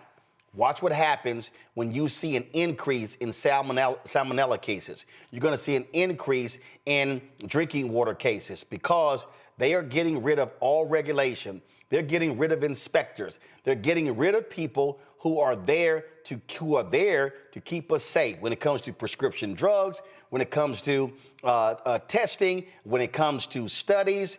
They don't want any of this, Reese. And when they talk about waste, fraud, and abuse, in Social Security, and don't y'all also notice, isn't it amazing? HUD, HHS, USAID, Social Security, Department of Education, they're silent about the one department that gets the most money everywhere than any other agency in America, that gets almost $1 trillion, that has the highest documented amount of waste in America, and that's the Department of Defense. Real silent about them, Reese. Well, maybe that's in the Houthi signal group chat. Maybe they having that conversation there as opposed to having it publicly.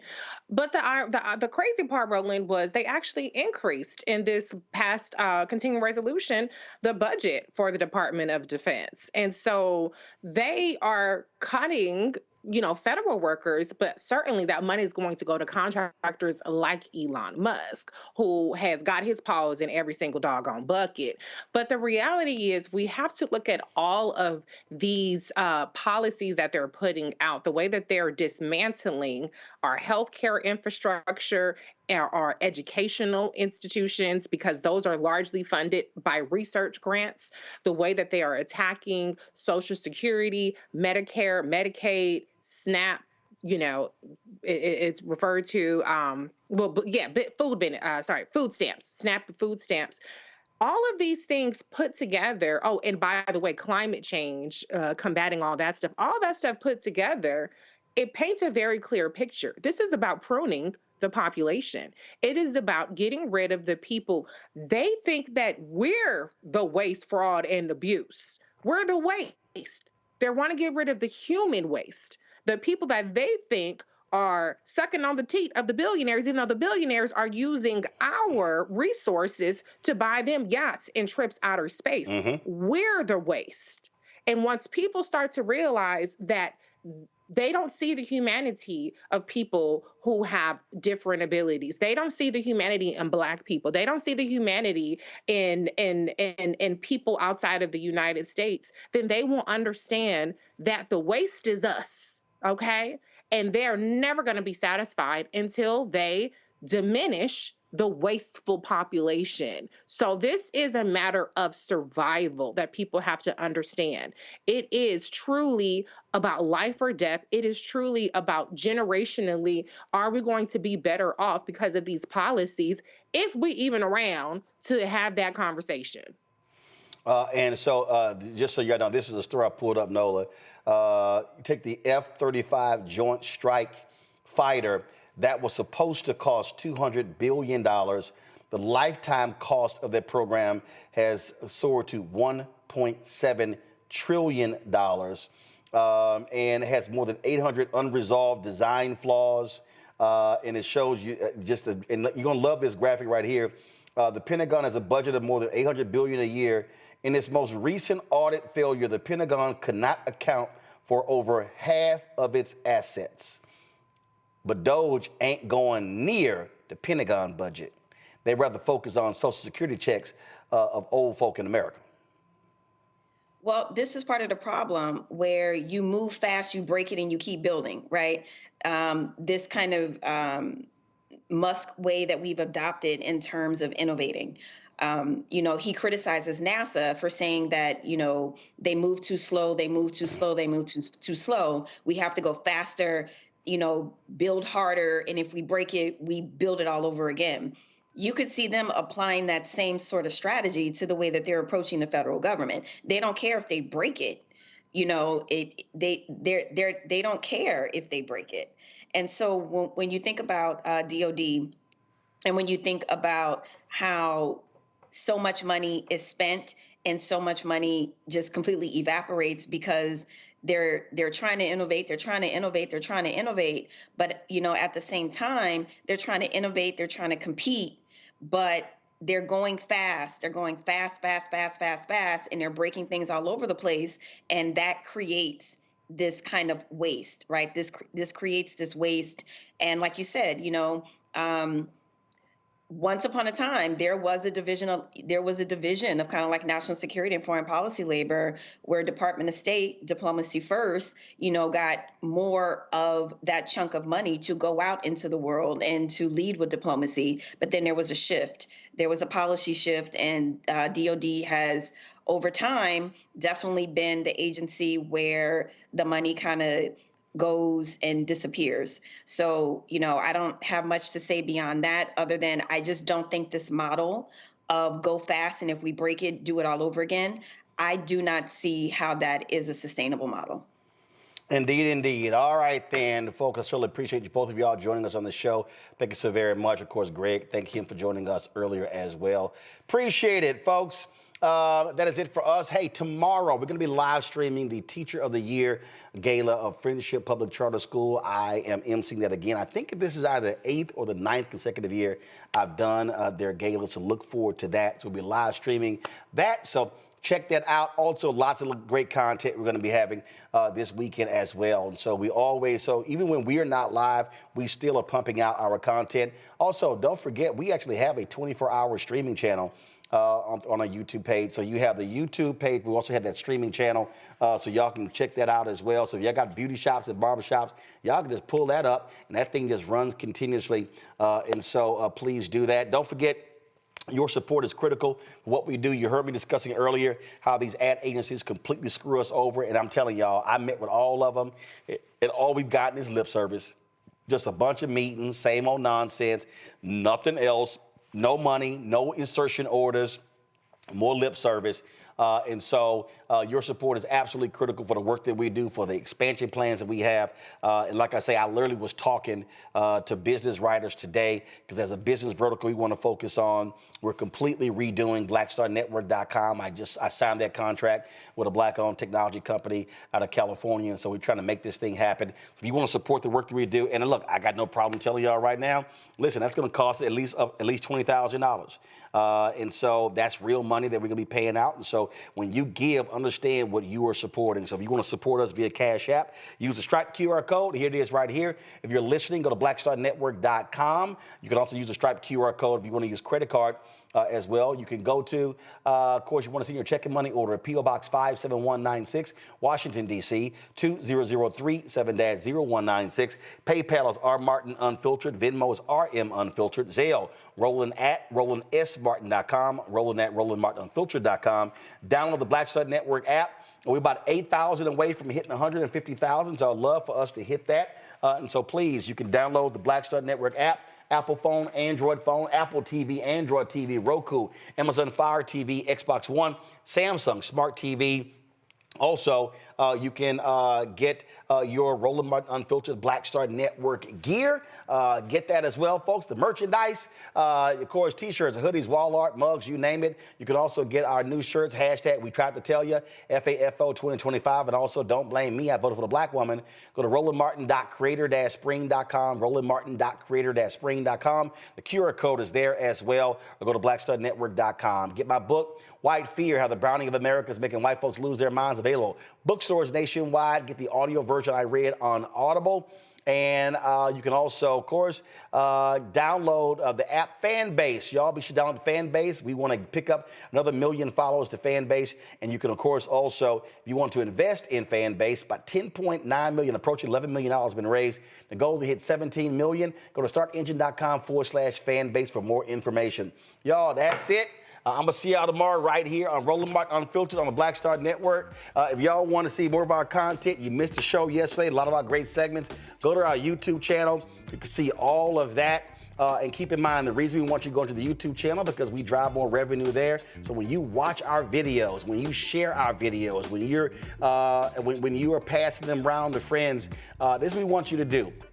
And I appreciate folk when they're sitting here grabbing our clips, but here's the whole deal. When y'all grab our clips and put them on Twitter, whole segments, we don't make any money. We're not making any money. I am not, let me be real clear. I am not enrolling in Twitter's program, and I could, and we could be making money off of that. but I'm not giving Elon Musk any money. Are we still on Twitter? Yes. But when people grab our whole segments and put them on Twitter, you're actually costing us money. So we put clips, 60, 90 seconds, and the whole goal is to drive people back to our YouTube channel because we're trying to maximize that revenue. Yes, we stream on Facebook. It don't do much for us. But we still generate some money. That's one of the reasons why we don't stream our content on Instagram, because same thing, it doesn't do anything for us. So our whole goal is to maximize our views so we can maximize the revenue to be able to hire more people and bill. And so I just want y'all to understand why we do what we do. Give me 1 second. Somebody's been an asshole on the YouTube channel, so they just got blocked. Don't think I don't pay attention. And so that's why we do what we do. So just understand what we're doing here. And so there's a strategy involved. And so we're driving that content back to our YouTube channel to maximize the revenue. So when you're buying merchandise, it's there as well. And so when I'm telling people, also when we ask you to give to Cash App, PayPal, Venmo, Zelle, even versus the YouTube, we know that money is going directly to us to be able to pay for all of these different things. Because listen, everything that y'all see right here costs money. Literally, the 4K camera you're watching on, the streaming unit that we're sending it to that goes to Switchboard Live, a black-owned company, then it goes out to all the channels. All that stuff costs money. There are monthly fees associated. And so, you know, listen, it's $195,000 a month to run this entire network. And so your support absolutely is important. So we appreciate everybody. More than 35,000 donors have given to us. And so we appreciate. And so a lot of different things that we're adding because we want you to have as much information as possible what's happening in this country and in this world. Hey, folks, I'm going to see y'all tomorrow. Holla! Black Star Network is here. Oh, no punch! I'm real revolutionary right now. Thank you for being the voice of Black America. All momentum we have now, we have to keep this going. The video looks phenomenal. See, this difference between Black Star Network and black-owned media and something like CNN. You can't be black-owned media and be scared. It's time to be smart. Bring your eyeballs home. You dig?